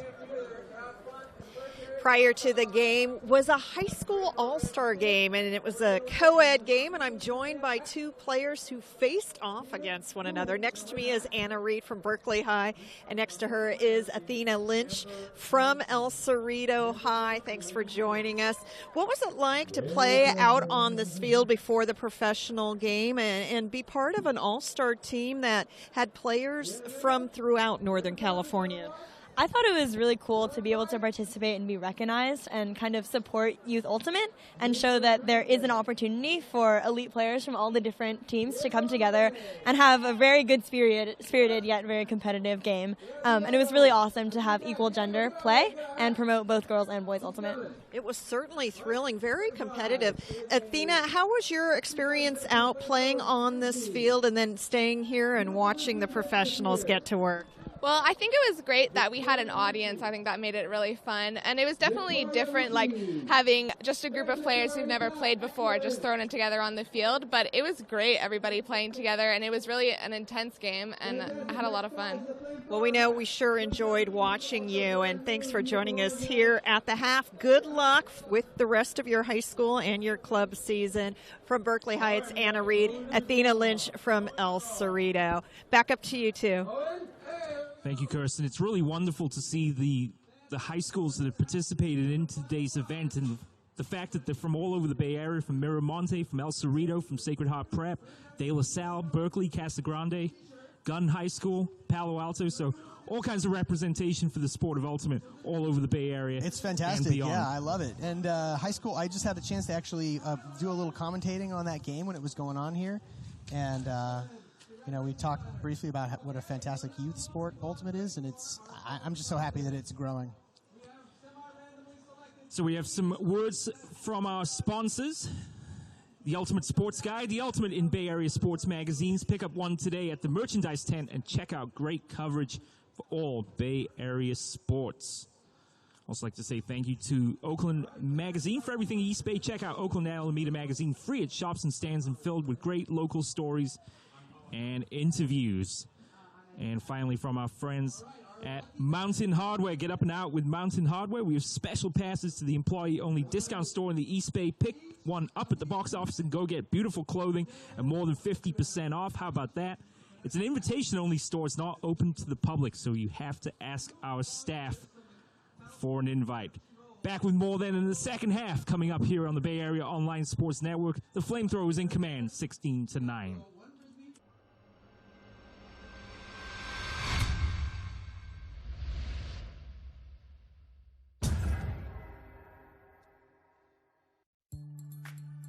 The Bay Area Disc Association is a nonprofit organization that fuels the local development of Ultimate Frisbee, with instruction for new players and dozens of high-quality leagues and tournaments that help make the Bay Area a hotbed for this great sport. Bay Area Disc has dozens of programs for people of all different ages, skill levels.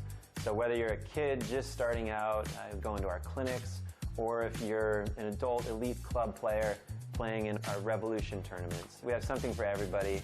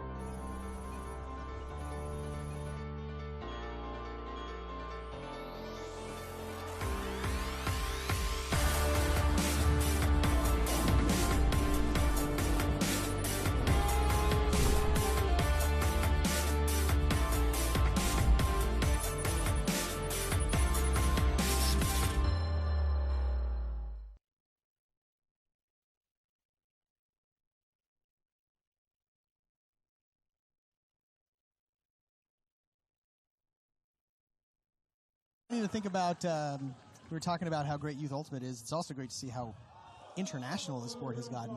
People are crazy for Ultimate in the Philippines. I never would have guessed it. Wow. The Colombians are really good. Apparently the Colombian government made an investment in the sport, and they've started to really turn out very, very talented players. The juniors teams are all really good. The under-23 teams are really good. So it's great to see the sport growing on so many levels. Any other hot spots of the game around the world? I mean, there's sort of the traditional ones. When I was first coming up, it was the best international teams were the Scandinavian countries for some reason. Norway, Sweden, Denmark, they were all really good. The Finns, they were all like enormous, 6-foot skinny dudes who could run all day. It's perfect ultimate-sized people. So just once again, thanks to Boone, our partner in Ultimate Clothing, being one of our sponsors here at the San Francisco FlameThrowers and the Bay Area Online Sports Network. Time for some replays. And for San Francisco, plenty of them in the first half of play as they lead this game 16-9. Rube, talk us through it. Just you could see some nice throws that are to small spaces. Sanchez had at least 2 of them. That was the first one. This is a great around break. Nice catch from Ham. Chest down, so he just sort of slides. Sanchez is actually having, I don't think I realized it until looking at a lot of these highlights, he's having a great first half. Nice catch. Goes up early. And this is sort of starts the snowball rolling downhill here, I think, on that D from Evangelides. And then this is a great catch from Dahlman where that disc just sort of catches a little bounce there. Nice catch. And then this is D from the Growlers.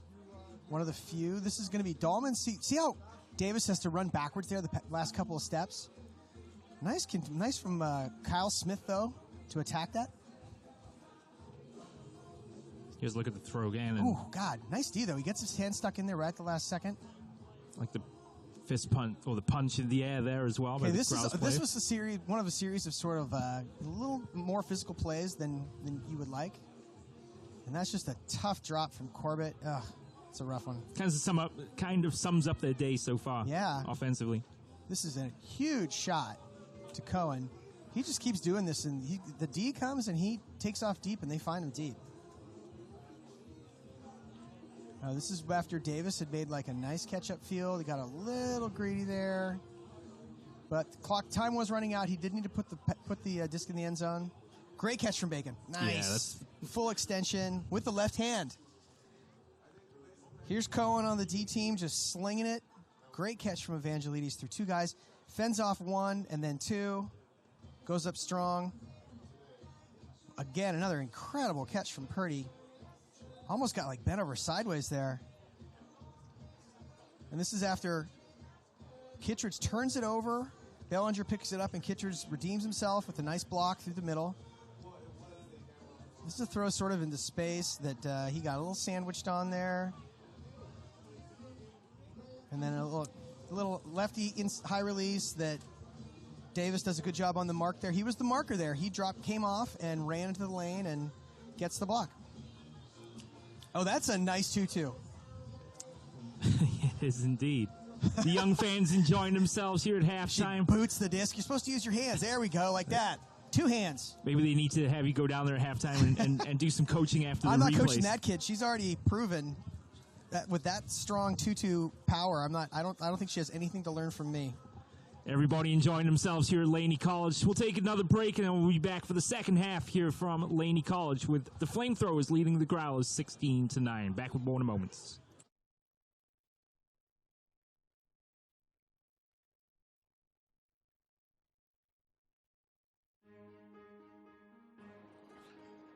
Our work is something to be proud of. We make the products people use, the products that make their lives simpler, the high-tech tools to help defend our country, and the innovations that will shape the future. Some say American industry can't keep up anymore. I say our work is proof that made in the USA still means something. The power professionals of the IBEW, proudly American, proudly human. Welcome back to Laney College. The FlameThrowers are ready for the second half, and Kirsten Fairchild is down on the field with... We'll give it just a moment. The FlameThrowers are certainly ready to go here in the second half of play. The Growlers are as well. A lot of work for the Growlers to do. Kirsten Fairchild will ask Kevin Stewart all about it. Coach, what was the biggest concern of yours for the first half? The fact that we were not executing at a high level. And we weren't taking the opportunities that we were given once they turned the disc over. Can you give us an injury update? We saw Casey will get his shoulder attended to. Return to the field. Will we see him in the second half? Yeah, Casey was fine, but Steven Milardovich is out with a groin injury. So that's a big concern for the defensive side of things. Thanks so much for joining us, Coach. Good luck in the second half. Thank you. Coach Stewart with the San Diego Growlers. Guys, they've got some work to do.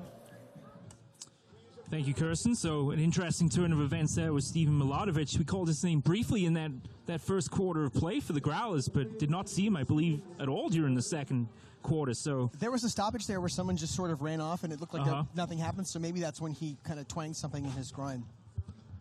But Kirsten's absolutely right. They have a lot of work to do to get back in this game. And in your opinion, Rubes, where does it start? You got to make some stops for one. Well, yeah, they're starting out on D. It would be great if their offense could score at 80 or 85% possession rate from this point. They're going to need a Herculean effort from everybody to get back into this game. Down 7, you're at the tail end of your back-to-back. You're looking forward to a flight home and sleeping in your own bed, and you start wondering at what point they're just going to say to themselves, maybe they won't admit it, but I just want to go home. Can we just pack it up? But for a team that went 2-12 last season, went 7-7 in 2015 in their inaugural season in the AUDL, an 0-3 start is probably not what they had on the cards. Well, don't forget that this team is basically the Southern California Condors, so they're still working on stuff. They are using this as a building blocks towards a USAU season that they feel like they can compete for a spot to nationals. Southern California teams, the Condors in particular, have always been very competitive and just good, like storied franchises that expect to be good. So, nice crossfield throw from Kittredge and Sanchez with the score. That's his second of the game, first of the second half. He has got some very colorful socks on. I think that we should just... He's easy to identify that way. I do appreciate that. Yeah, look at those things. Green. Uh-huh. Not exactly FlameThrowers colors, but we'll take it. And purplish blue shoes to go with it. Gotta love it. He's got all the major colors covered in different shades. But as I was saying, so for the Growlers, they need to work on stuff. So from this point forward in this game, it's to build towards the next game or build towards the season. Here's a brief look at the replay of Sanchez. Perhaps the only person with more stylish attire on the field is Coach Karaoke and his jacket. Or perhaps the Flame mascot himself. His costume is pretty fancy as well. 8 goals, the differential now between the FlameThrowers and the Growlers. And it is Matt Parisi in possession of the disc. Ham has eluded his defender, and now Ham is open. They try to pick him out. Ooh, that was a travel. Oh, it was a foul called first. Interesting. That was like a trip. I guess, yeah, kind of took him off his feet there. So trip called on Reinhardt, and that was on Hunter Corbett. Oh. Corbett makes the bid and just can't quite get there. From Hagen. And he fell awkwardly, landing on his knee. Looks like he's okay. He is. Hagen drops off his man and comes in and makes a fantastic block. Corbett is definitely a little shaken up. This is an awkward landing. Let's take a look at the replay here. Hagen comes off his man here. He was covering Smith or number 80 there. Dunn. Ooh, yeah, he's not that happy. Doesn't look good. Hopefully he's okay. Big crossfield blade. Is it travel called? Yep. So Corbett is going to try and watch him now, try to walk it off on the sideline. Kirkland can throw some crazy stuff here. Hammers, blades, scoobers, etc. So he is probably going to try to pump it crossfield. Yep, there it is. Woo! Wow, outstanding bid and catch from Nolan Walsh. And Walsh is now hustling downfield. He's wide open. Walsh is going to continue his run with extra gas in the tank.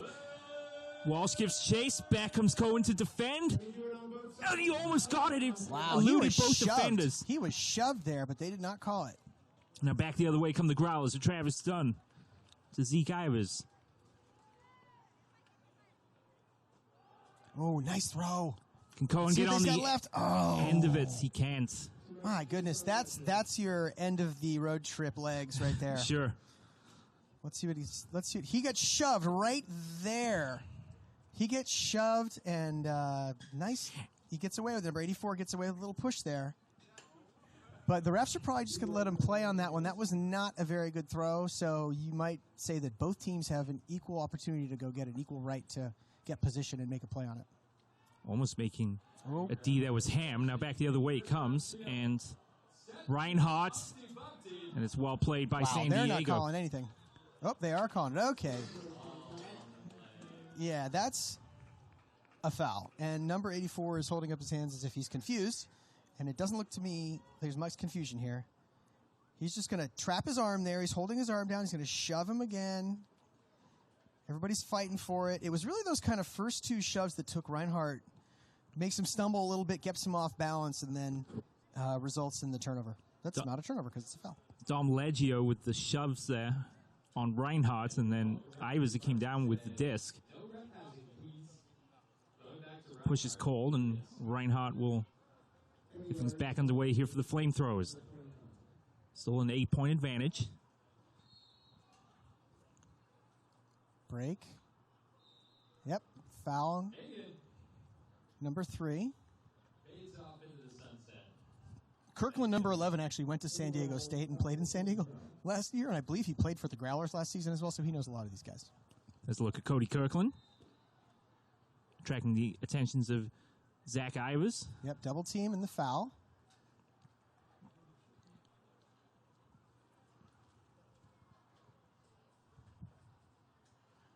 FlameThrowers are going to reset their stack, reset the offense. Ooh, nice around break. And Hagen has it for another goal. And Hagen adds his name to the scorer's sheet. 2 goals for the FlameThrowers in the period. That's bookends for Hagen, I believe. I believe that's bookends for him, even though he got the D down here that resulted in the Corbett walking off. So it's maybe it doesn't feel quite like bookends because it wasn't like a D followed by an immediate goal, but he got the block down here, dropping off his man to go make a play on the disc in the end zone. On Corbett was that open too. That was a great block, great goal-scoring, goal-saving D, and then he scores the other way. Meanwhile, taking a look over the sideline, Corbett seems to be... He's a pretty big player for them. He's sort of one of their major cogs. If he is even hurting or on the verge of injury, there is no reason for him to keep playing in this game right now. One of that quartet from the Aviators. Nolan Walsh catch there on that hammer, huh? Pretty impressive.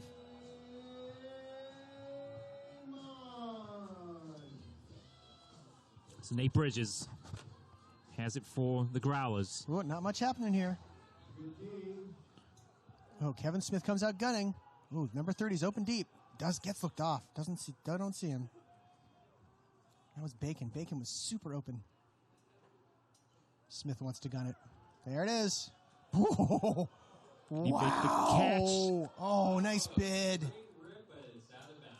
Just out of bounds. Unlucky there for Tyler Bacon, who's been quiet in the game with just the 1 goal so far. But you can see that coming a mile away. Smith likes to huck it, and they're down on this game. Bacon was pretty open, but that's a pretty small window to have thrown to. Hagen double teamed. They might have called that a triple team, actually. Yep. Well spotted, Rubes. One of the guys was coming through, didn't actually mark, but he was close enough when there were already 2 people there that it results in a triple team. Hagen's probably going to throw crossfield to Peterson here. There you go. And there's very open people in front of him. There's Reinhardt, completely uncovered. There's Cohen again.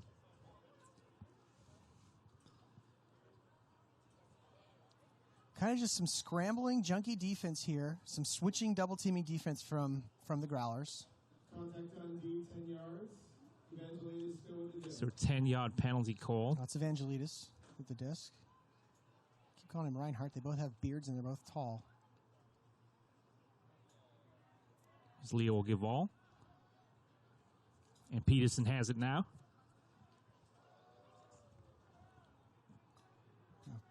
Cox is covered there. It's actually pretty good D upfield. Very easy, very deliberate here from the FlameThrowers. Chewing time off the clock of the FlameThrowers and letting that go is Cohen. He did not think that was for him. He thought that was for somebody else. Nate Bridges in hot pursuit, but Cohen, when you're making that cut, sometimes you just got to make a split-second decision, and if you feel like the disc is coming by you too fast, who is that for? So he's going to hold his hands up because he doesn't want to mess with it. He thinks it's for somebody else. He's going to let that go because he doesn't want to accidentally mix up the play if it was intended for somebody else. It was well spotted because he made a glance to the right, and then he realized. Canner, back the other way come San Diego. Smith with a big bomb. Purdy, and just too strong for Casey Wu, who's back in the game to be out for the second quarter. Man, the fatigue is definitely kicking in for the Growlers right now. Some physical errors. That's the right throw to make there, but when you're tired, it makes everything just a little bit harder. And Wu tried his best there and certainly rested after being out for the second quarter, but just not happening for the Growlers in the second game. There goes Canner. Back-to-back road trip. He's going to milk that as far as he can. Oh, Peterson. Can he make the catch in the corner? Yes. He can. Nicely done by Brett Peterson. And that's his second of the game. Canner was set up at the back of the stack, and he just went deep. And Gavol finds him.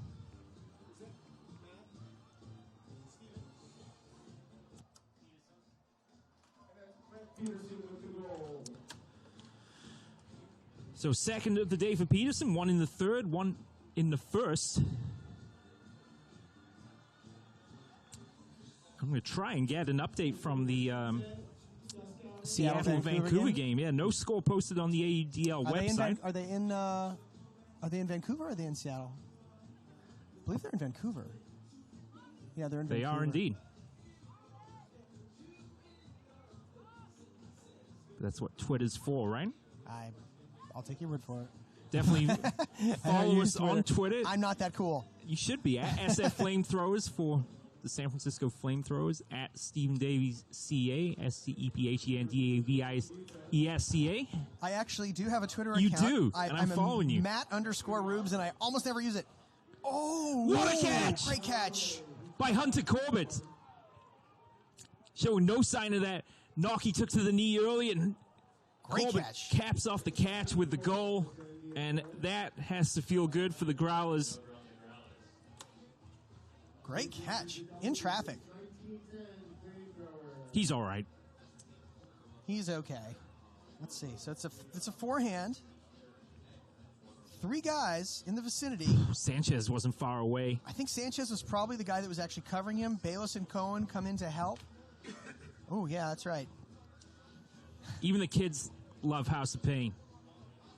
My kids will love House of Pain, I'm sure. Well, jump around is definitely a sentiment that can appeal to many generations. Oh, it's a perfect song for this, right?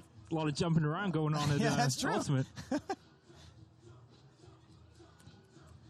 Well, the Growlers get to double digits with that goal. They do indeed. With 4:20 remaining in the third. Ouch.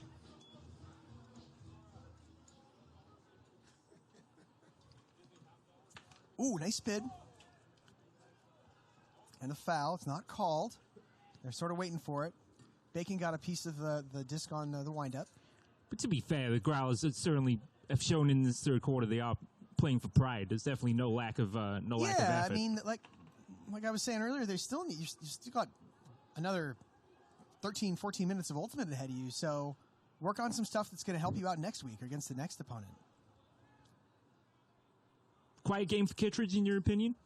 Yeah, they haven't really needed him. It's been the D team that's been doing so much of the scoring in this game, and he's an O player. Nice movement. Ooh, lefty for the goal. And it's Justin Lim. Lim with 2 in the game. And an update from the Seattle game. We'll get to that after the replay of Justin Lim's goal. No looking at my Twitter feed there, Roofs. I have a phone, too. I could go find it if You I wanted could. to. I know. Justin Lim with a little bling. I can see some earrings there. I guess you can leave jewelry in the AUDL. Double-digit lead now for the FlameThrowers. This is just nice flow. They get them on their heels, sort of running guys right through the middle of the defense.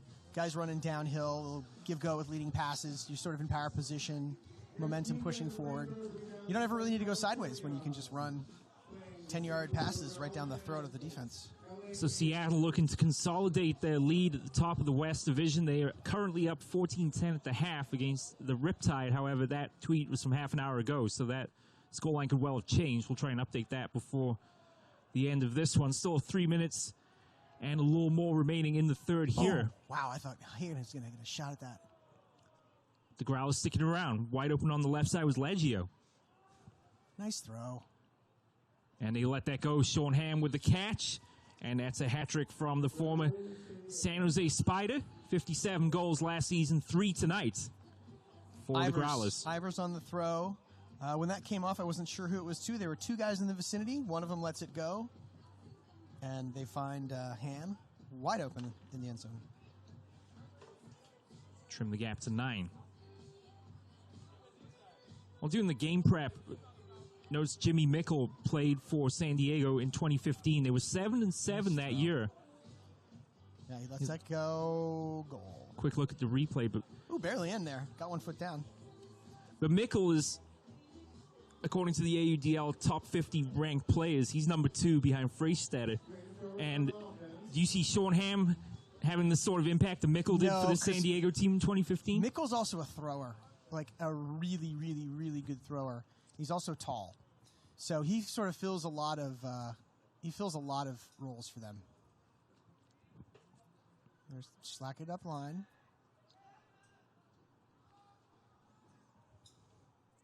FlameThrowers in not much of a hurry. Oh boy!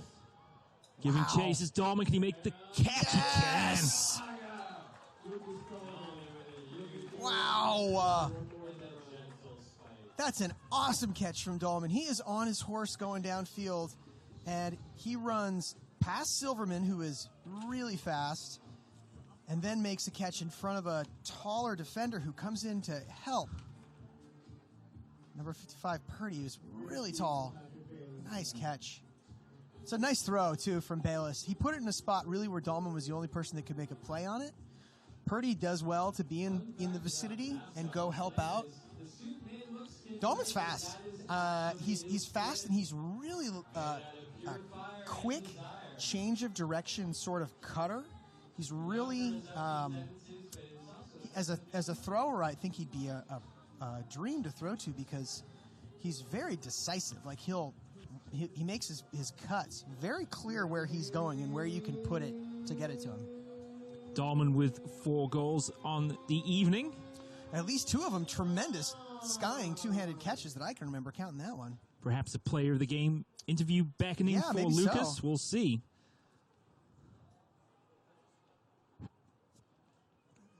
Here's Ivers. Nice move there. Not exactly where he wanted to put it. Made his guy run a little further maybe than he wanted. Ooh, nice inside-out move. Ooh. Ham is going to give chase with Evangelides, who loses his footing, and Ham makes the catch. Did Evangelides' feet just get caught up inside of Ham there as he made the turn? Let's take a look at this replay here, because what I think happens here is Ham, that's an inside-out backhand. Ham's going to kind of hold position. He's holding him there. He's going to let the disc drift over both of them, and then he doesn't even have to jump. That's called old man offense right there, where you just, it's a one-on-one, you get a good read on it, you recognize that the defender's a hair out of position, and then you don't let them get into position. That's all he does there. So it's smart play from Ham. Evangelides is in pretty good defensive position. That's why he went up. He knows the only chance he's going to get it is if he goes up really early, and maybe he'll have a shot at it. So Sean Ham now the joint leading scorer on the day with 4 goals for the Growlers. Team trailing by 9. There were 2 minutes remaining in the third. Reminder, San Francisco go on the road next weekend. Ooh. Davis puts his head down and goes. Oh, my goodness. Hangs up just a little bit for Davis, and it's well defended there by Nate Page, who comes across at the last minute to swipe it away from outstretched hands. Nice D. Antoine Davis. Great D. He covered a lot of ground there. He's honest. He really was booking on that floating disc. I like Ballinger. that. It's an old school term, booking. Booking. Woo! Oh, he had a shot at it. Oh, nice. Very nice. Nicely done by Danny Bellissimo. Now it's to Page. Ooh, crossfield blade. Nice. Nicely done by the Growlers. That's Bridges with the crossfield blade. And Smith with the goal. So the Growlers, to their credit, are only trailing by 1 goal in this third period. It's 5-4 in total scoring to the FlameThrowers. 2 for Ham, 1 for Smith, and 1 for Corbett. Let's take a look at the replay, Matt. Rubes. I thought he was going to get it the first time. Right there. And it comes off his wrist. He had nice read. Way to stay with it. And this is going to be kind of a zingy. You can really see when someone winds up and yaks it cross field. You want to put some heat on that thing because you need to get it over defenders that are closing. So that's that sort of, I call it a crossfield blade only because it's passing, like half of the field, but nice throw. The Growlers were slow out of the gate. They were 9-4 down after the first quarter, but since then they scored 5 in the second, 4 in the third to San Francisco's 7 in the second, and now 5 in the third. So you think if they took the victory in terms of the number of goals scored in the quarter, it'd be a moral victory for them heading home. Yeah, and there's going to be some let up from the FlameThrowers here because they've just been throttling them the entire game. I mean, it was 9. They only scored 9 points by half, so they know that they've got this game under really complete control. So for them, it's kind of a mental exercise to maintain your composure, maintain your intensity, maintain your focus against the team that you are beating the living heck out of. So Lim is fouled by Leggio.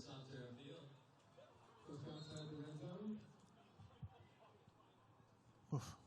Good thing you didn't throw that inside out forehand. Oh, it's a stall or a timeout? Stall, yeah. Pretty good D. from the Growlers there, obviously, results in the stall. 35 seconds then remaining for the Growlers. They want to at least try and tie up this quarter. Silverman is uncovered, but they're letting him come back underneath. Here's Max Hume. You have to call his name tonight. That's Purdy. Purdy's going deep. And over to Wu. Now you should swing this middle or find something a little easier. They got time here, plenty of time. 10 seconds. Oh! Nicely done by the Growlers. It's an excellent end to the half. Purdy is fired up, but it's Casey Wu with his second goal of the day.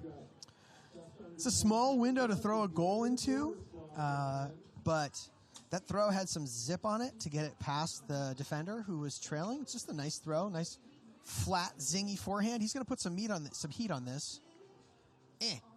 Flat and with some zip. And that sound you made prior to that comment is what it sounds like. Yeah, right? it does. You say that in your mind when you throw that. You go, The grunt really is key, particularly on pulling. If you had mics on the sideline, you'd hear it's like a tennis match out there. Note to BAOSN audio crew for next time. Yeah, let's get a shotgun on the pullers. Shotgun mic, that is. Right.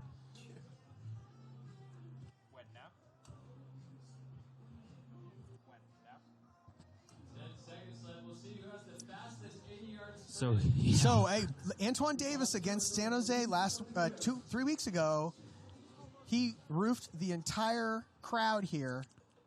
Maybe they're just going to hold it. I guess maybe they're not going to take a shot in the end zone because they don't want to add insult to injury. Yep. Oh, there it is. Here we go. The end of the quarter. Davis is looming, and it is well defended by the Growlers. He got his hand on it. He did indeed. And Antoine Davis can't make the final grab for the final goal. Let's send it down to Kirsten. Being a pro athlete is a good thing no matter where you live, but flamethrower Bo Kittredge shared that he's having a lot of fun playing professionally in the Bay Area for the first time. He cites the Warriors, the Giants, and even the A's as showing over the years what it takes to put together a winning season. He has found being in the Bay Area very motivating, and I'm sure the flamethrowers are happy to have him on board. Stephen, Matt? I guarantee they're happy to have him on their team. He's one of these guys, you were just asking me, is it a quiet game for Bo? Let's see how close he gets here to catching this. This is not Bo. Oh, Purdy just kind of snatches it out of there. He had an up and down half. He did have an up and down, yeah. He made some tremendous plays. What I was saying about Kittredge, he enjoys being a pro in the Bay Area, and he can have, you're asking if he has the quiet games.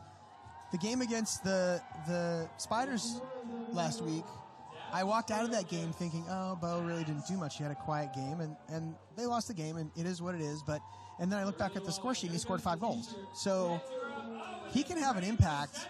He's almost like, they talk about gravity in the NBA with Curry, how when he's running around, defenses will sometimes bend to him and open other stuff up. Mm-hmm. So even if Bo is not necessarily going crazy, scoring goals or throwing goals or whatever, his presence is still intimidating enough that defenses are going to maybe bend for him. You'll watch like people that are defending him, they play behind him and they give him all the underneath cuts that he wants.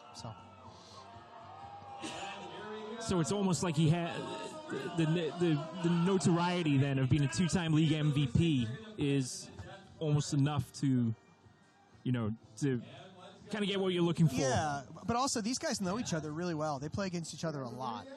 And you start to figure out who does what and who's good at what. And if you know that this guy's like a threat all the time, then people are going to be conscious of him.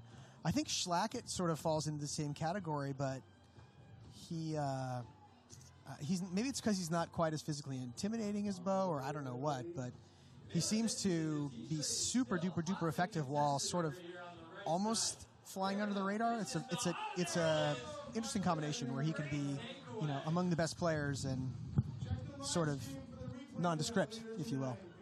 Getting down to the business end up in Vancouver is the Cascades now lead that game 18-15. Unfortunately, don't have a time, but that's within the last 10 minutes. They're still battling over there for the headgear. I'm not quite sure what that is. Somebody is a big winner. The young lady with the Yo Karaoke jacket came away with it. So. Oh, nice. So good for her.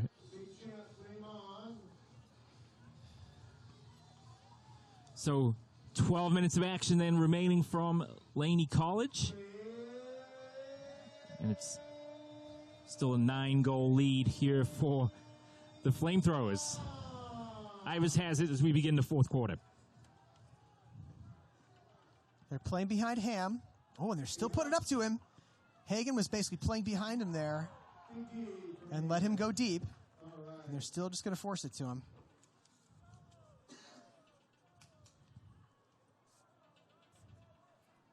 Hagen saw that the whole way. So takeaway, we haven't really talked about it yet in tonight's broadcast, but the game against the Spiders at Foothill College in Los Altos, the FlameThrowers defeat. Just give us your general summary of the game. I think there was every team at this point in the season is still figuring things out and still building and still working out some kinks. I think it was a combination of working out kinks. Oh boy, let's see who's going to get this disc. Oh, Cohen's out of position. Yep. Working out some kinks while also missing some guys who had a really big impact in the previous game. They were missing Canner, Bayless, and Lindsley. So those three guys in the previous meeting, I think between them were responsible for, I don't know, 20 goals or something like that. They both had great statistical days. So, is he in? Yeah, he was. Nope. Oh, just shy. Never mind. There you go. And there's the goal.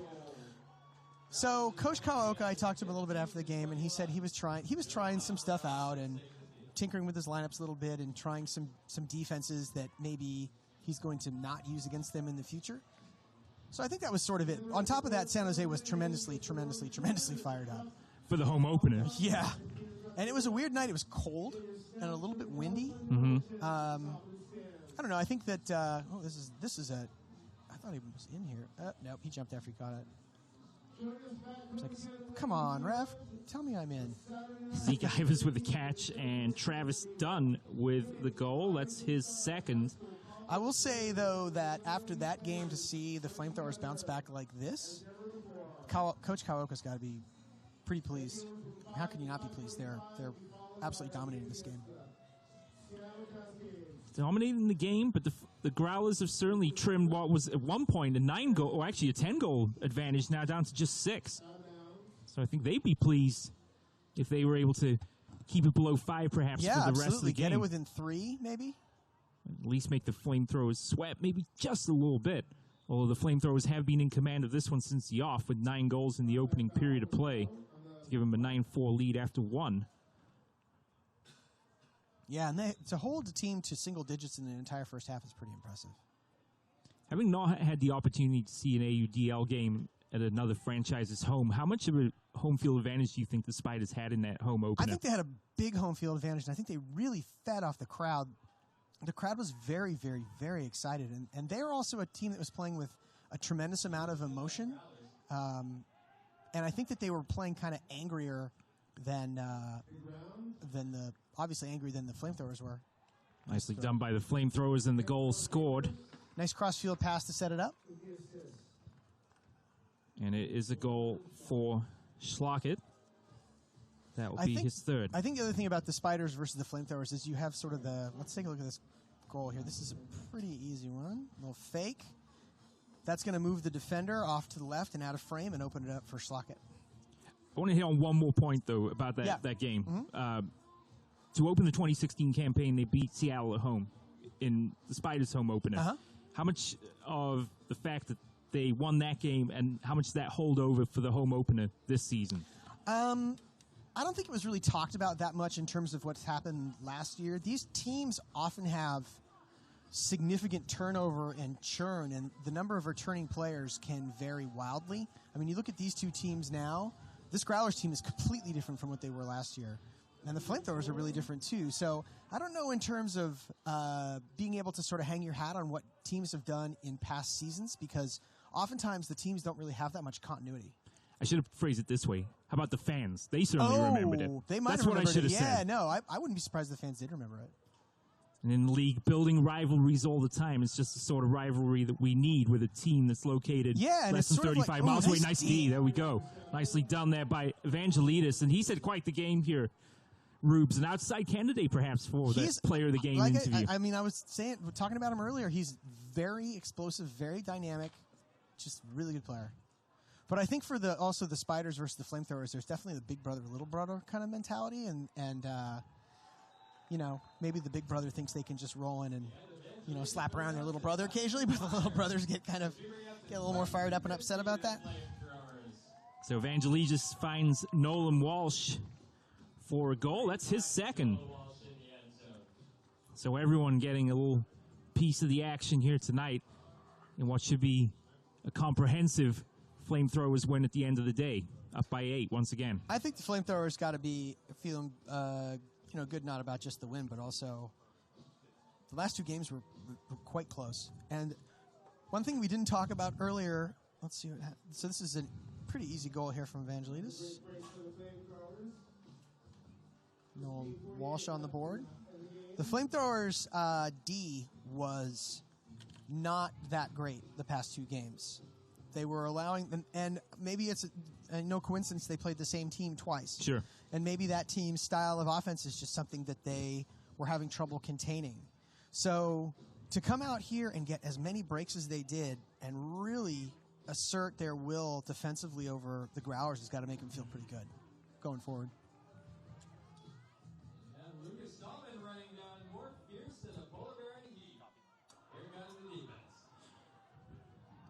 So the Growlers trying to finish on a high note here, which they may well do indeed.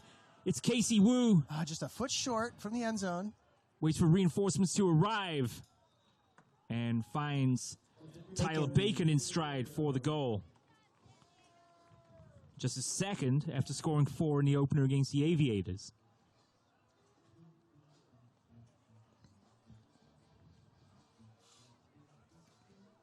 Cutting it to 7.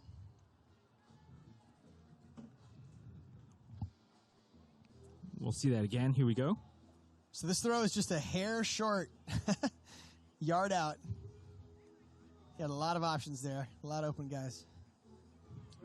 And Tyler Bacon, the beneficiary there for the Growlers, now trailing by 7. A reminder then to join our friends over at Scoobalicious Ultimate, a new podcast featuring in-depth player interviews, tips on how to improve your game, and the midweek Flamecast. It's available live on Facebook with reposts later on Twitter. It's funny to me the term scuba. A lot of ultimate throws have throws that have names that sort of make sense, but I have no idea where the term scuba came from. Like a blade. Yeah, okay, it falls sharply. Nice catch there on the run by Sanchez. A hammer. It kind of comes down like a banging a hammer, but I don't know where a scuba came from. Oof, man, they're on the run here. Here's Davis.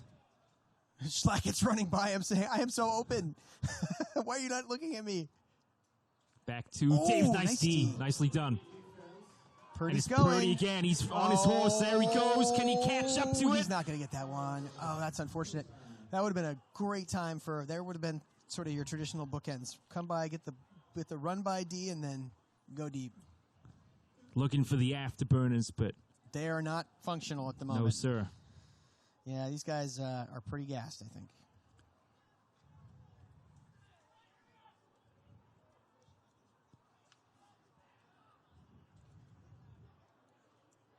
So we'll have plenty of action over the months of May and June here at Laney College as the FlameThrowers will play 4 home contests in a row. Seattle, Vancouver, LA, and that much-awaited rematch with the Spiders, bookending a 4-game homestand.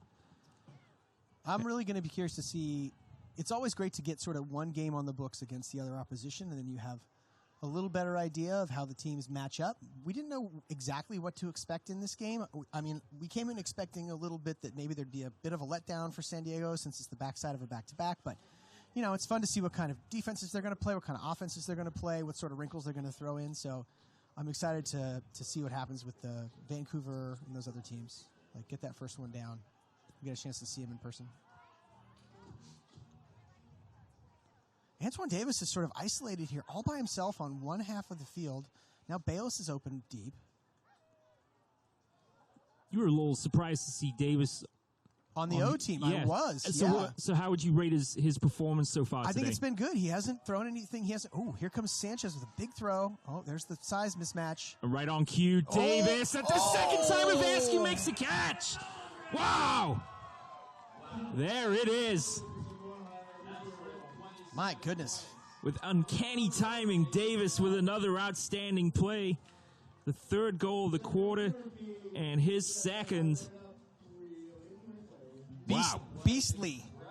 Bellinger is in trouble here. He is beat off the bat. He's trailing his man, and then he's going to try to get in there, try to get in front, but Davis is much bigger. Goes up earlier, barely gets a hand on it, so Bellinger nearly gets the D on the first jump. When they both leave the ground initially, he nearly makes the play, but Davis catching it, falling down. Nice. I was reading an article, I forget which site it was on. It was about Davis and how they were comparing him to Dikembe Mutombo. but more for his defensive style of play. So, on the other hand, do you see him as more of a Draymond Green style player with his kind of the way he's got like almost like a happy-go-lucky style of playing? Yeah, I mean, would you say that's a? I don't know. I mean, if I was going to equate him to somebody, let's hear Roops. That's a tough one. Let me. Yeah, who's my guy? I need a big guy who's kind of, slinging the. Maybe who's the kid who plays? Who's the center who plays for the? Who plays for the Clippers? Blake Griffin. No, that's the forward. Jordan. But the guy who plays for the Clippers is sort of like he's not. He doesn't do much except get blocks, get rebounds, and dunk on people. That's a nice team made by the Growlers. Oh! Wow! Kevin Cox. Way out. Hand block. Jeez Louise. The Cox block, as they say. That's fantastic. Jesse Cohen Canner is excited about that. Yes! Let's have a look. Jesse Cohen's off to the races. He just exited the picture stage right. Woo! And no chance. Wow. Got two hands on it. Still all action here in the fourth quarter. DeAndre Jordan, back to our basketball analogies. Like I said, and I think that's what Davis is going to do. He's going to get Ds, and he's going to score goals.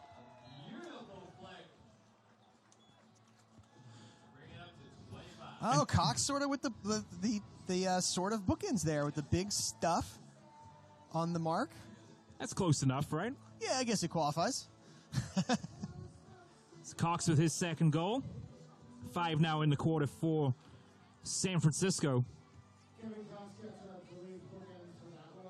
Backhands often take a little while longer to get off than forehands do because you really need to wind up.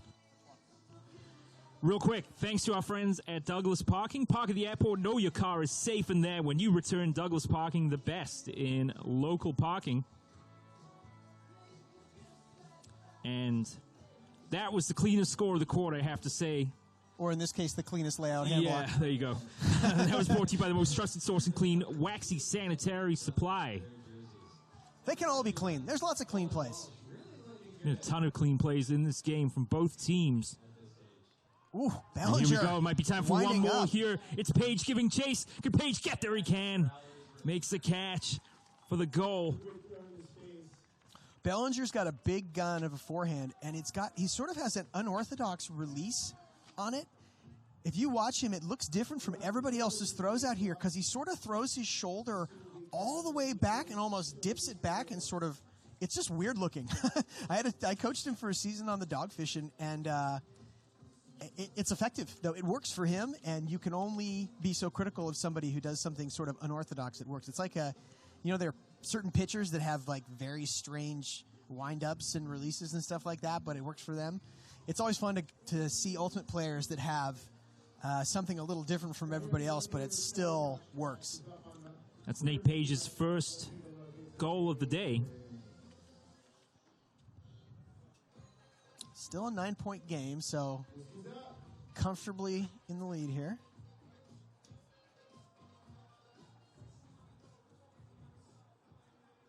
Kittredge. They're just going to swing it all the way across field. And now Schlackett is wide open and isolated in the middle of the field. There you go. Kittredge wanted it. Instead, it's over to Justin Lim. He's still going to get it here. There he is. Oh, and here we go. Nice Kittredge sling. for Schlackett, and he makes the catch, puts on the brakes. Davis to his right, tries to thread it to Davis, and there it is. Davis with the goal. And that's his second of the quarter. Great example there of what I was just talking about with Bellinger, which is also in Kittredge. He has sort of an unorthodox flick, grip, and release. He said he tends to what I call cradle the disc a little bit. You'll see some people will hold the disc above their elbow, and when they throw it, their hand will be above their elbow. Most people that throw forehands, they drop the disc either even with their elbow or below their elbow to really sort of wind up and get that whip. So for him, he sort of has a little bit of a goofy-looking grip, but it works. He makes it work. So two unorthodox forehands that result in goals for both teams. And Antoine is making a late push, I'd say, here at our Player of the Game award. With you. The Ultimate Sports Guide is the ultimate in Bay Area sports magazines. Pick up one today from the merchandise tent and check out great coverage for all Bay Area sports. Thanks to the Oakland Alameda Magazine for everything East Bay, Beast Bay. Check out Oakland Alameda Magazine, free at shops and stands and filled with great local stories and interviews. We've got our own beast out here tonight, and it's Antoine Davis. He is indeed, and made quite the impact in the game against the Spiders, also in the Cascades Cup. Yeah. And now here tonight against the Growlers. I love being exposed to new players. I'd never heard of the guy, never knew about the guy, and then have had 2 games to watch him just play great. Don't have my... Yeah, here we go. 12 blocks in the Club Nationals in 2016 for the University of Minnesota. So you won Nationals with him, if I'm not mistaken. And I believe he played last year on the East Coast. I think a DC-based team. Yeah, I think he played for Ambiguously Gray, which is a mixed team, and then probably moved out here a little late in the season to actually make the Revolver roster. But I think he's going to have his work cut out for him to make the Revolver roster again this year. They tend to attract sort of the best of the best, even people that live in places like Los Angeles or Seattle. They can sort of, recruit anybody. Ooh, nice catch. So that article about Davis is on Ultraworld. Crossfield? Oh, that's a tough throw. And describing the play that ended the Cascades Cup, it's described as, quote, lighthearted brute force. Yeah. Antoine Davis. Maybe Shaq-esque. You remember Shaq used to be like smiling all the time, Sure. and he would just destroy people on the post? Yeah. So the quote here from Nathan Jessen, the writer of the article, is Antoine Davis, the AUDL's happy warrior, may not be a household name, Rubes included, in ultimate circles, but he's making some of the biggest plays in the game this season and clearly enjoying himself, hence the Draymond Green comparison all the while. Sure. So there you go. Yeah. But he's making a name for himself tonight, that's for sure. FlameThrowers not done yet. Big shot from Kirkland. Oh, boy. And just not meant to be that time. A little razzle-dazzle at the end. A little too much there from Canner.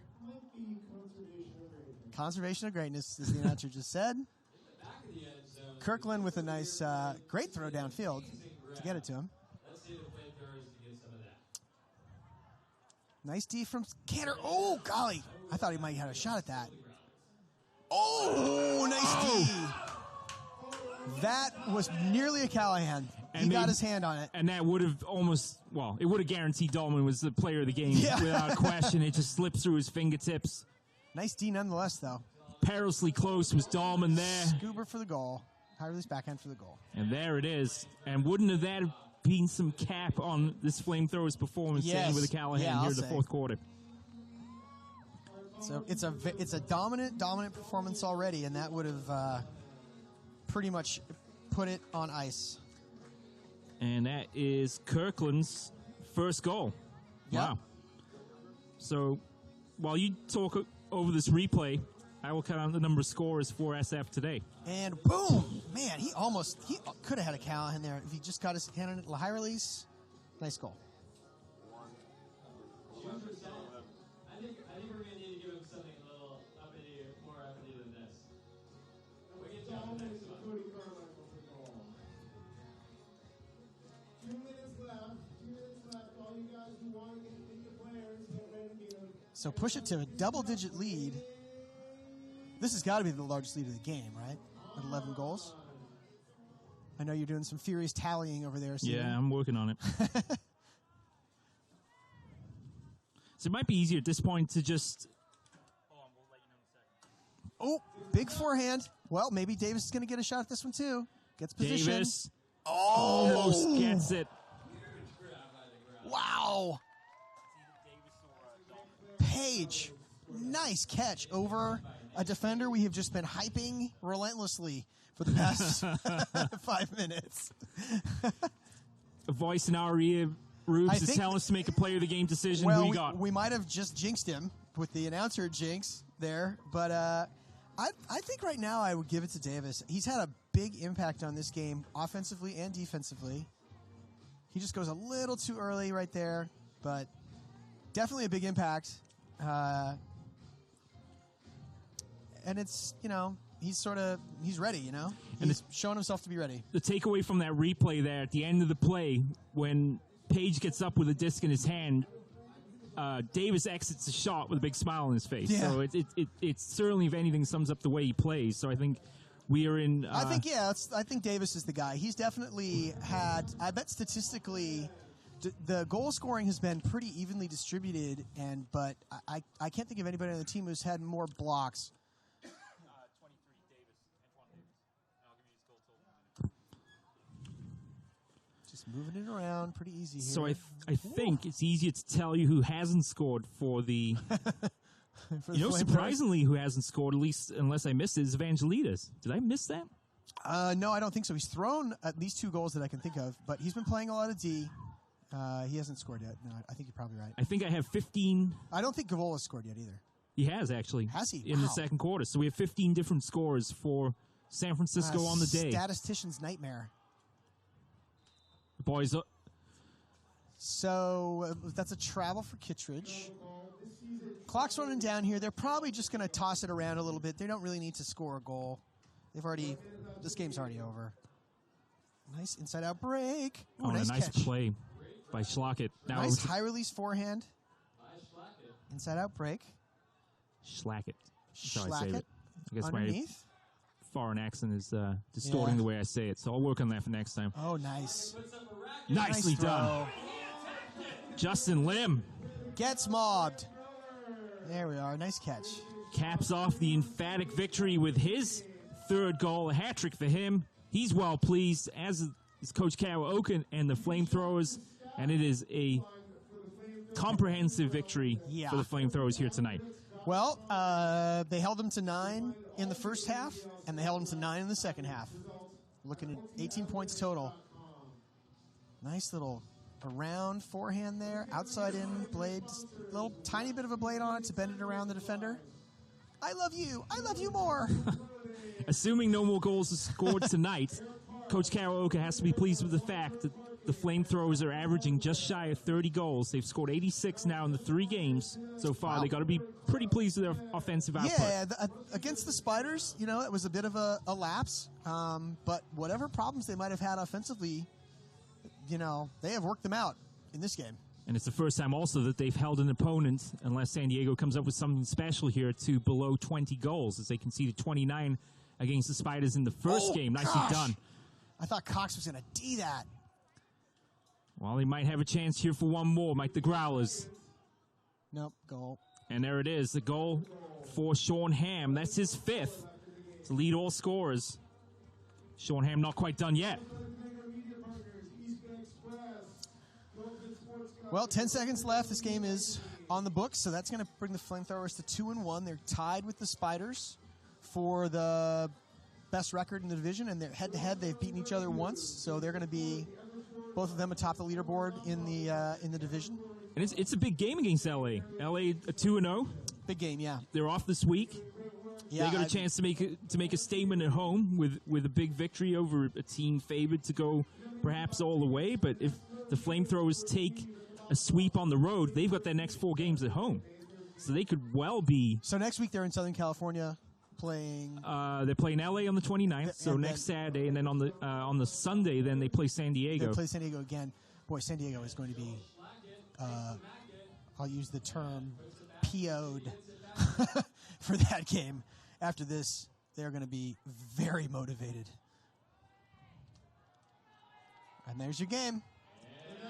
So that will do it. The FlameThrowers then on the back of 4 goals from Lucas Dahlman, 3 from our player of the game, Antoine Davis, and 15 different FlameThrowers contributing goals on the evening. Take a 28-19 victory over San Diego. Sean Hamm, the best in defeat with 5 goals for the Growlers, who fall to 0-3. Definitely not the start to this 2017 campaign that they were looking for, but the FlameThrowers are back on track now. They're 2-1, pending the outcome of the Cascades game. They will move into the top half of the division with the Aviators with a 2-0 record off this week at the top of the West Division standings at the moment. Brief thoughts on this game? Certainly the way that Coach Karaoke wanted to come back and make a statement after the loss to the Spiders. Yeah, I wonder if I think he might have been talking about tinkering with some things, trying some new offensive concepts, maybe, trotting out some more exotic defenses. I think they might have shelved all that today and just said, we're just going to play as well as I know we can play. We're going to do some real basic things. We're just going to play, typical revolver offense, which involves, side stacking, moving the entire offense off to one side of the field and giving the rest of the field to a single cutter, isolating single cutters. It's just nothing fancy, really. Nothing fancy. Just use your superior talent to, bring home the win. So an update from Vancouver, the Cascades take a 27-24 victory, so they improved to 3-0. Okay. The Aviators are 2-0, so now 2 out of your next 3 games, Rubes. One of them's at home. That's against Seattle on the 13th. That's going to be a big game. The rematch will be in July on the 15th. So you've got the game against LA, you got the game against San Diego, and now you've got a game against Seattle. 3 games that could well decide the course of this season for the FlameThrowers. Kirsten Fairchild is down on the field with our player of the game, Antoine Davis. Let's send it down to Kirsten. Antoine Davis with 3 goals tonight, each more highlight reel worthy than the next, including just that amazing effort. It seemed like the FlameThrowers really dominated this game from start to finish. What is your assessment? We just came out here, have fun. We had practice earlier. We were trying to just work on some new offense, and apparently we were picking up pretty quickly, so it seemed to work today, and you can see it by the scoreboard. It wasn't just your offense today that stood out, your defense as well. How do you view your best skills out on this field? I think my field awareness is pretty up to par, I would say. I used to play 10 years of football, and I used to play safety, and it's a very similar kind of defense, and I just bring that onto the Frisbee field, and it seems to work. I bet with your size, you are a great safety, and certainly the speed as well. How good is this FlameThrowers team?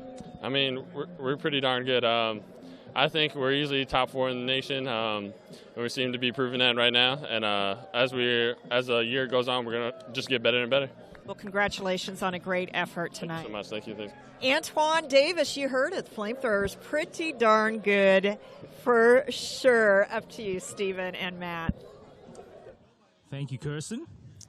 Confident man there. He played safety. Yeah. You can see it, right? You can really start to see it. We'll take a quick break. Back to wrap it up from Laney College here in just a few moments' time. One of our successes has always been able to find the B personalities, and the B personality just stands for Butler, which means fitting into our organization. We could have been a much bigger company if we had chosen to be, but it's been the philosophy of both myself, Bill, and the leadership team to stay at a size that we really know all of our team members and their family members, because we're only as good as the team member sitting next to us.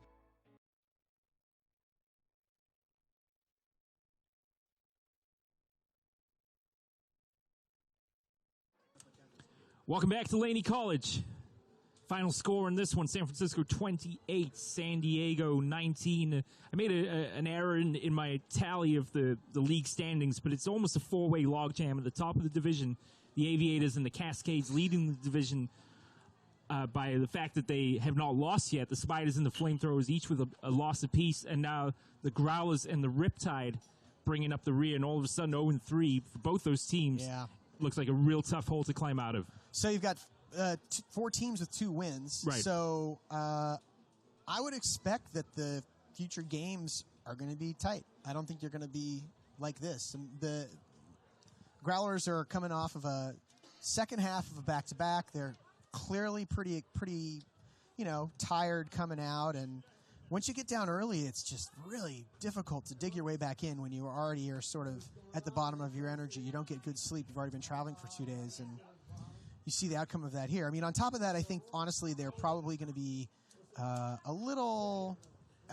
they may not have quite the same level of talent that is up and down the FlameThrowers roster and experience. The FlameThrowers have a lot of players who have played at Nationals, played at Worlds, won Nationals, won Worlds. So, I'm not surprised. Let's wrap it up and take a look at some replays then from the second half. And let's see what our replay Supremo Alataha has cooked up for us. There's Hagen, who comes off and makes a nice D in the end zone. Thankfully, Hunter Corbett was okay. And this is a nice catch from Corbett. And way to redeem himself there. First play, he clobbers himself. Next time around, he recovers. And the Dahlman's going to come through and, you could smell that Callahan. And then this is going to be Davis, who, here's the beast, right? Beast Bay. The beast of the East Bay. Goes over Bellinger. Bellinger's in great position to make this play, but he goes up a little earlier, and he's quite a bit taller. Way to stay with the play and now come he up with said the goal. He's a safety using his body to his advantage to make an outstanding catch. You heard it from the man himself, Antoine Davis. This is a pretty darn good team. Yep.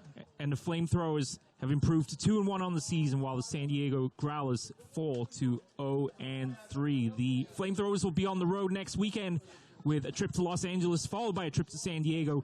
They will be back for a big game against the Seattle Cascades coming up on May 13th. We will be there with you here on the Bay Area Online Sports Network. Till then, for our producer Jim Petramili, for Kirsten Fairchilds and Matt Ruby, my name's Stephen Davies. Once again, the final score, San Francisco 28, San Diego 19. From Laney College, ciao for now.